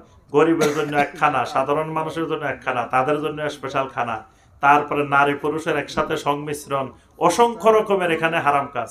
সারা রাত রান্না বান্না করতেছে, নামাজের কোনো খবর নেই, এমনি জোরে সোরে রান্না বান্না চলতেছে। এই জাতীয় বিষয়গুলোর কারণে এই বিষয়টা বেদাত। আর নবী সাল্লাল্লাহু আলাইহি ওয়াসাল্লামের এত স্ত্রী মারা গেছেন, মেয়েরা মারা গেছেন, ছেলে মারা গেছেন, কারোর জন্য নবী সাল্লাল্লাহু আলাইহি ওয়াসাল্লাম কোনোদিন এরকম খানার আয়োজন করেন না। যদি এটা ভালো কাজ হইতো তো নবী সাল্লাল্লাহু আলাইহি ওয়াসাল্লাম করতেন। জি, আর আছে দোয়ার ক্ষেত্রে উসিলা কেমন? ও, এটা তো আমরা আলোচনাই করছি। মাইকে মাটি দেওয়ার যে উসিলা, বৈধ উসিলা হলো দোয়ার ক্ষেত্রে আপনি ইমানের উসিলা দিবেন, আমলের সওয়ালের উসিলা দিবেন, তারপরে আপনার আল্লাহর নামগুলোর উসিলা দিবেন, আল্লাহ সুবহানাহু ওয়া তাআলার যে সুন্দর সুন্দর নামগুলো আছে এগুলোর উসিলা দিবেন, নিজের গুনাহের স্বীকৃতির উসিলা দিবেন। এগুলা হলো শরিয়া সম্মত বৈধ উসিলা। এর বাহিরে কোনো ব্যক্তিকে উসিলা দেওয়া যাবে না, ব্যক্তিকে উসিলা দেওয়া হারাম, কোনো ব্যক্তিকে উসিলা দেওয়া যাবে না, উসিলা জায়েজ নেই। মাইয়াতকে মাটি দেওয়ার সুন্নত কি? মাইয়াতকে মাটি দেওয়ার কেমনে সুন্নত, এটাও প্র্যাকটিক্যাল আমাদের ওয়েবসাইটে আছে, দেখে নেওয়ার চেষ্টা করবেন ইনশাআল্লাহ। বলেন, আপনি বলেন। জুমার দিন মিলাদ দেওয়া কি জায়েজ? মিলাদ জুমার দিন কেন, কোনো দিনই দেওয়া জায়েজ নাই, জুমার দিনও জায়েজ নাই। শরীয়তের দৃষ্টিতে যে মিলাদ এটা জায়েজ আছে, কিন্তু আমাদের বাংলাদেশি যে মিলাদ এটা কোনোদিনে জায়েজ নাই। বাংলাদেশি মিলাদ আর শরীয়তের মিলাদে পার্থক্য আছে, ওটা আবার লম্বা আলোচনা। শরীয়তে মিলাদ জায়েজ, সেটা শরীয়তের দৃষ্টিতে। মিলাদ মানে কি? নবী সাল্লাল্লাহু আলাইহি ওয়াসাল্লামের জন্ম বৃত্তান্ত। তো কোরআনে কারিমে নবী সাল্লাল্লাহু আলাইহি ওয়াসাল্লামের জন্ম সম্পর্কে অনেক আয়াত আছে, নবী সাল্লাল্লাহু আলাইহি ওয়াসাল্লামের অনেকগুলো সহিহ হাদিস আছে জন্ম সংক্রান্ত। এখন করে যদি কোনো মাজলিসে নবী সাল্লাল্লাহু আলাইহি ওয়াসাল্লামের জন্ম সংক্রান্ত আয়াতগুলো আলোচনা করে, হাদিসগুলো আলোচনা করে, এটা ভালো কাজ, এটা মিলাদ শরীয়তের দৃষ্টিতে এটা জায়েজ। কিন্তু আমাদের দেশে যেটা, এটা হলো কিছু গান, কিছু কবিতা, কিছু ছন্দ বিভিন্ন জায়গা থেকে এনে একত্রিত করে নতুন একটা প্রোডাক্ট বানানো হয়েছে, নতুন একটা ইবাদত বানানো হয়েছে, বানাই এটার নাম দিয়ে দিছে মিলাদ। এটার সাথে কোরআন সুন্নাহর মিলাদের কোনো সম্পর্ক নাই, এজন্য এটা শরীয়তের দৃষ্টিতে বেদাত। আসসালামু আলাইকুম। আমি বলেন একটি প্রশ্ন করতে চাচ্ছি। বলেন বলেন বলেন। মুফতি রিজাউল করিম আবরার সাহেব বলেছেন যে ধূমপান এবং জর্দা খাওয়া হালাল। তার দিয়েছেন যে যেহেতু যে জিনিসগুলো রাসূল সাল্লাল্লাহু আলাইহি সাল্লাম নিষেধ করে গেছেন সেইগুলো বাদে সবগুলোই হালাল। সেক্ষেত্রে ধূমপান এবং জর্দার কথা উল্লেখ করেন নাই, তাই এগুলো হালাল। এই বিষয়ে আপনি কি মনে করেন? যে আমার নীতিমালা হলো আমি এইবার কখনো প্রশ্নটা একটা আসছে মোটামুটি। কোনো আলেম কোনো বিষয় আলোচনা করলে ওইটার কাউন্টারে, ওইটার বিপরীতে আমি কোনো আলোচনা করি না। এই জন্য আমাকে প্রশ্ন করার নীতিমালা হলো যে কারোর নাম নিয়ে কোনো প্রশ্ন করা যাবে না, যে অমুকে বলছে অমুক বলছে। তখন এটা যখন ইউটিউবে যাবে তখন তার বক্তরা সমর্থকেরা তো আছে, তারা মনে করবে যে তার বিপরীতে আমি এটা উত্তর দিচ্ছি, তখন এটা সমাজে বিশৃঙ্খলা সৃষ্টি হয়, এটা নিয়ম না। এজন্য যদি ব্যক্তি আমাদের উদ্দেশ্য না, ব্যক্তির সাথে আমাদের কারো সাথে সালাফি মানাদের বৈশিষ্ট্য হলো কোনো ব্যক্তির সাথে আমাদের দ্বন্দ্ব নাই, কোনো ব্যক্তির সাথে আমাদের কোনো শত্রুতা নাই, ব্যক্তির সাথে আমাদের কিছু নাই। আমাদের দ্বন্দ্বটা শিরক এবং বেদাতের সাথে। এজন্য আমরা কোনো ব্যক্তির নাম নিয়ে, আমি এ পর্যন্ত কোনো ব্যক্তির নাম নিয়ে কখনো কোনো আলোচনা করি নাই। ব্যক্তিরা যার মনে যা চায় তাই বলুক, বলতে পারে। তারপরে হুজুর কারো in মুক্ত, general answer যেটা সেটা। যে কারো মুক্ত আপনি ধরে রাখতে পারবেন না, প্রত্যেকে প্রত্যেকের মতো বলতে পারে। আমাদের দেশে বাউলেরা যে কুফরি কুফরি কথা কয়, আপনি যদি এগুলার জবাব দেন তো সারা জীবন এগুলা দিয়ে শেষ করতে পারবেন না। বাউল আছে না, বাউল শিল্পীরা দেখবেন এখন তো ইউটিউবে অনেক বাউল শিল্পী, এরা যে মারাত্মক মারাত্মক কুফরি কুফরি কথা বলে, তারপরে আপনার আরো কত রঙের ফির, এমন এমন সিরিকি কুফরি কুফরি কথা বলতেছে, আপনি খালি এগুলা জবাব দিলে সারা জীবন শেষ করতে পারবেন না। তো এই জন্য প্রত্যেকের জবাব প্রত্যেকে দিবে, তবে মাসালা জিজ্ঞেস করবেন এইভাবে যে ধূমপান করা শরীয়তের দৃষ্টিতে জায়েজ আছে কিনা, তারপরে জর্দাত এগুলো জায়েজ আছে কিনা, কে কি বলছে সেটা দরকার নাই। এইভাবে যে কোনো শায়েখের কাছে প্রশ্ন করার সময় ব্যক্তির নাম নিয়ে প্রশ্ন করবেন না। ব্যক্তির নাম নিয়ে প্রশ্ন করা হলো ওই ব্যক্তিকে আপনি গুরুত্ব দিয়ে দিচ্ছেন, ওই ব্যক্তিকে মার্কেটে প্রচার করে দিচ্ছেন, আপনার দরকারটা কি তার প্রচার আপনি করার, সে কি বলছে না বলছে এটা তার ব্যাপার। তো এজন্য এই বিষয়গুলো আমাদের মজলিসে না আসাই উচিত। তো ধূমপান এটা হারাম, ধূমপান হারাম, কবিরা গুনাহ, এবং জর্দা তামাক এগুলো হারাম, কবিরা গুনাহ। তবে তিনি যেটা বলছেন যে মাকরু, বা অন্য কেউ যারা মাকরু বলছেন তাদের কথাও ঠিক আছে। ঠিক আছে মানে মাসআলা দেওয়ার পদ্ধতি ভিন্ন, তো সেখানে তো মাসালা দুই রকম হবেই, এটা স্বাভাবিক জিনিস। এই কথাটা আবার বুঝাইতে গেলে সময় লাগবে, আমার প্রশ্ন উত্তরে সময় লাগে, এক কথায় বোঝানো যায় না। একটু কষ্ট করেন হুজুর। সেটা হলো মানে মাসালা বের করার পদ্ধতিতে, ওনাদের পদ্ধতিতে আর আমাদের পদ্ধতিতে পার্থক্য আছে, আগে এটা বুঝতে হবে। এটা বুঝলে এক মাসালায় কয়েকশো মাসালা আপনি উত্তর পাই যাবেন। ওনাদের নীতিমালা হইল কোরআনে কারিমে সরাসরি কোনো বিষয়কে হারাম উল্লেখ না করলে সেটাকে হারাম বলা যায় না। এটা হলো তাদের যুক্তি। শরীয়তের নীতিমালা। এটা হানাফি মাযহাবের উসুল, কিন্তু হানাফি মাযহাবে অনেক হারাম জিনিসকে তারা সরাসরি হারাম বলেন নাই, তারা মাকরু পর্যন্ত নিছেন। মাকরু মানে তাদের দৃষ্টিতে এটা হারাম, তবে শব্দটা তারা হারাম উচ্চারণ করেন না, এটা হানাফি মাযহাবের নীতিমালা। আর অন্যান্য আহলুল এলেমদের নীতিমালা হলো যে নবী সাল্লাল্লাহু আলাইহি ওয়াসাল্লামের হাদিস দ্বারাও হারাম সাব্যস্ত হয়, কিন্তু তাদের মতে হাদিস দ্বারা হারাম সাব্যস্ত হয় না। কারণ হাদিস আমাদের দৃষ্টিতে আমরা বিশ্বাস করি হাদিস এলমে ইয়াকিন সাব্যস্ত করে, তারা বিশ্বাস করে হাদিস এলমে জন্নি সাব্যস্ত করে। তাদের দ্বারা হাদিসের দ্বারা তাদের মতে ধারণামূলক জ্ঞান অর্জন হয়, আমরা মনে করি হাদিস দ্বারা এলমে ইয়াকিন, দৃঢ় বিশ্বাসের জ্ঞান অর্জন হয়। এজন্য হাদিস দ্বারা আমাদের দৃষ্টিতে ফরজও সাব্যস্ত হয়, হাদিস দ্বারা হারামও সাব্যস্ত হয়। তাদের দৃষ্টিতে হাদিস দ্বারা ফরজও সাব্যস্ত হয় না, হাদিস দ্বারা হারামও সাব্যস্ত হয় না। বুঝে আসছে? তাহলে তাদের মাসালা বের করার নীতিমেলায় আর আমাদের নীতিমেলা পার্থক্য আছে। তারপর তাদের নীতিমেলায় হাদিসে আর যুক্তি যদি বিরোধ দেখা দেয়, যুক্তি প্রাধান্য পায়। আমাদের দৃষ্টিতে হাদিস প্রাধান্য পায়। এজন্য আমরা বলি যে মহিলাদের মসজিদে আসতে কোনো বাধা নিষেধ নাই। তারা বলে যে মহিলারা মসজিদে আসা যাবে না। তো নবী সাল্লাল্লাহু আলাইহি ওয়াসাল্লামের সরাসরি হাদিস আছে যে মহিলাদেরকে মসজিদে আসতে তোমরা বাধা দিও না। তা হাদিস থাকার পরেও কেন তারা বিরোধিতা করে, এটা অনেকে বুঝে না। অনেকের কাছে আশ্চর্য লাগে যে হাদিসে আছে অথচ এরা বলতেছে আসা যাবে না। তাদের নীতিমালা হলো হাদিসে যত কিছু থাক, মহিলারা মসজিদে গেলে ফিতনা সৃষ্টি হবে। তারা বুঝতেছে, তাদের যুক্তি আকল বলতেছে মহিলারা মসজিদে গেলে সমস্যা হবে। সুতরাং হাদিসে যাই থাক, হাদিসের চেয়ে তাদের আকল প্রাধান্য পাবে। বুঝে আসছে? তারপরে মসজিদে গেলে আমরা বলি যে 2 রাকাত সালাত আদায় না করে বসা যাবে না। আমরা বলি যে নবী সাল্লাল্লাহু আলাইহি ওয়াসাল্লাম বলছেন যে মসজিদে ঢুকলে যতক্ষণ তুমি 2 রাকাত সালাত আদায় না করবে ততক্ষণ বসা যাবে না। তারা বলে যে বসে যাবো, আপনার কি হয়েছে? আল্লাহ রসুলকে তারা বুড়া আঙ্গুলি দেখায়, বসমু আপনার কি হয়েছে? যাইয়ে মাত্র বসি যায়। দেখবেন অনেক ইমাম সাহেব যাইয়ে মাত্র বসি যায়, রাসূলের বিরোধিতা করতেই হবে। তা এখন কথা হইল হাদিসে আছে, তাও কেন উনি বসে গেলেন? ওনার কথা হইল হাদিসে যত কিছুই থাক, কিন্তু আমার আকল বলতেছে আমি দূর থেকে এত কষ্ট করে হাঁটি এসছি, আমার আগে একটু বসা দরকার, বিশ্রাম নেওয়া দরকার। হাদিসের চাইতে তাদের কাছে আকল প্রাধান্য পায়। এজন্য শত শত মাসালা দেখবেন হাদিসে আছে একরকম, তাদের মাসালা ভিন্ন রকম। তো এই জন্য আপনি যদি দুটারে এক মিলাইতে চান, মিলবে না তো, কারণ দুটার তো উসুলের মধ্যে ভিন্নতা আছে। এই জন্য হানাফি মাযহাবের উসুলেই হলো সর্বোচ্চ মাকরু পর্যন্ত যাওয়া যাবে, এর উপরে যাওয়া যাবে না। মাকরু মানে হারাম, মাকরু মানে মাকরু তাহারিমি।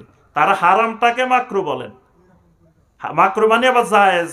মাকরু মানে করা যাবে এটা না, মাকরু মানে হানাফি মাযহাবে হারাম। কিন্তু শব্দটা হারাম না হয় তারা ব্যবহার করেন কি মাকরু, কারণ আল্লাহ পাক ধমক দিয়েছেন, ইয়া আইয়ুহান নাবিয়্যু লিমা তুহাররিমু মা আহাল্লাল্লাহু লাক। তারপর আল্লাহ পাক বলছেন কুল মান হাররামা জিনাতাল্লাহ। এই জন্য হানাফি মাযহাবের নীতিমালা হলো হারাম উচ্চারণ করেন না, কিন্তু জিনিসটা তাদের দৃষ্টিতেও নিষিদ্ধ। এই জন্য এই ধূমপান, তামাক, জর্দা এগুলো আপনার অসংখ্য দলিল প্রমাণ এই ভিত্তিতে রয়েছে, যে ভিত্তিতে আহলুল ইলমগণ ফতোয়া দিয়েছেন এগুলো হারাম। মক্কা মদিনা সহ পৃথিবীর সর্বজায়গার ওলামায়ে কেরামের ফতোয়া হলো এটা হারাম। তো কিন্তু দেওবন্দের ফতোয়া এবং মদিনার ফতোয়া অসংখ্য ফতোয়ায় পার্থক্য আছে। একটু আগে আমাদের শাইখ মুখলেস বিন আরশাদ মাদানী হাফেজাহুল্লাহ আলোচনা করছিলেন বিষয়গুলো। তো সেখানে দেওবন্দের নীতিমালা হইল তাকলিদ, আর মদিনার নীতিমালা হইল তানাক্কুল। তানাক্কুল আর তাকলিদের মধ্যে পার্থক্য আছে, এজন্য মাসালায়ও পার্থক্য হওয়াটাই স্বাভাবিক। এই জন্য এটা ধরে নিবেন না যে আপনার মাসালা আর ওনার মাসালা এক হইতে হবে, জরুরি না। ওনার উসুল ভিন্ন, ওনার মাসালাও ভিন্ন হবে। আল্লাহ পাক আমাদেরকে বুঝার তৌফিক দান করুন। যে আসসালামু আলাইকুম ওয়া রাহমাতুল্লাহ। আর প্রশ্ন মনে না দিলেই হয়। যে বলেন, এটা দিয়ে শেষ। যে শাইখ বিতের সালাতের বিষয়ে একটু জানতে চাচ্ছিলাম যে সারাদিন যদি আমি নফল বা সুন্নত কোনো সালাত না আদায় করি তাহলে কি রাতে আমাকে বিতির আদায় করতে হবে কি? যে এটা প্রশ্নই হয় নাই। বিতির নবী সাল্লাল্লাহু আলাইহি ওয়াসাল্লাম আদায় করছেন, সাহাবায়ে কেরাম আদায় করছেন, আপনি অবশ্যই আদায় করবেন কোনো ওজন না থাকলে। আমি আদায় করব কি করব না এটা তো প্রশ্ন আসাই উচিত না। যেহেতু আল্লাহ রসুল করছেন, সাহাবীরা নিয়মিত বিতির আদায় করছেন, তাহলে আমি দিনে আমি সুন্নত আদায় করছি কি করি না এটার সাথে বিতিরের সম্পর্ক নেই। বিতির নবী সাল্লাল্লাহু আলাইহি ওয়াসাল্লাম সফরে থাকলেও আদায় করছেন, সফরেও বাদ দেন নাই, তাহলে বিতির অবশ্যই আদায় করব। আমি একটা সুন্নত ইচ্ছাকৃত বাদ দেওয়া যাবে না, তবে কোনো ওজরের কারণে বাদ দিলে সেটা ভিন্ন বিষয়, সেটার জন্য আল্লাহ পাক পাকড়াও করবেন না। যে সকল মসজিদে বেদাত প্রচার হয় সেখানে দান করা যাবে কিনা, যে মসজিদের অসুবিধা নাই, মসজিদ তো সব আল্লাহর মসজিদ, কিন্তু আপনার অর্থ দিয়ে যদি ওই মসজিদে বেদাতের প্রচার প্রসার হয় বেদাতের পৃষ্ঠপোষকতা হয়, বেদাত সম্প্রসারিত হয়, তাহলে সেখানে দান করা যাবে না। বিদাতি ওইটা মসজিদের জন্য না, ওইটা মসজিদের সাথে আপনার বিরোধ না। মসজিদ তো আল্লাহর ঘর, মসজিদের সাথে কোনো বিরোধ নেই। মসজিদ যারা আবাদ করছে ওই মানুষগুলার সাথে, বেদাতের সাথে আপনার বিরোধ। বিদাতি ইমামের সাথে নামাজ হ্যাঁ, মানে ওই বেদাতের কারণে আপনি দিচ্ছেন না। বিদাতি ইমামের পিছনে বেদাতি ইমাম দুই ধরনের, একটা হলো আকিদার বেদাতি আর একটা আমলের বেদাতি।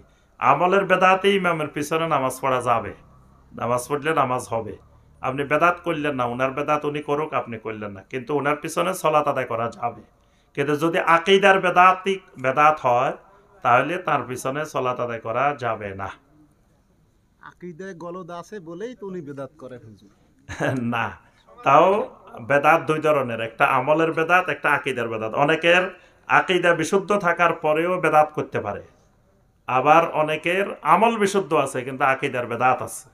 তো এই জন্য আকিদার বেদাতটাই মুখ্য বিষয়। আকিদার বেদাত থাকলে এটা কুফরে আকবর, এটা শিরকে আকবর, এই জন্য তার পিছনে সলাত আদায় করা যাবে না। কিন্তু আমলি বেদাত করলে তার পিছনে সলাত আদায় করতে কোনো অসুবিধা নাই। হ্যাঁ তাও ইউটিউব থেকে টাকা ইনকাম করা কি জায়েজ আছে?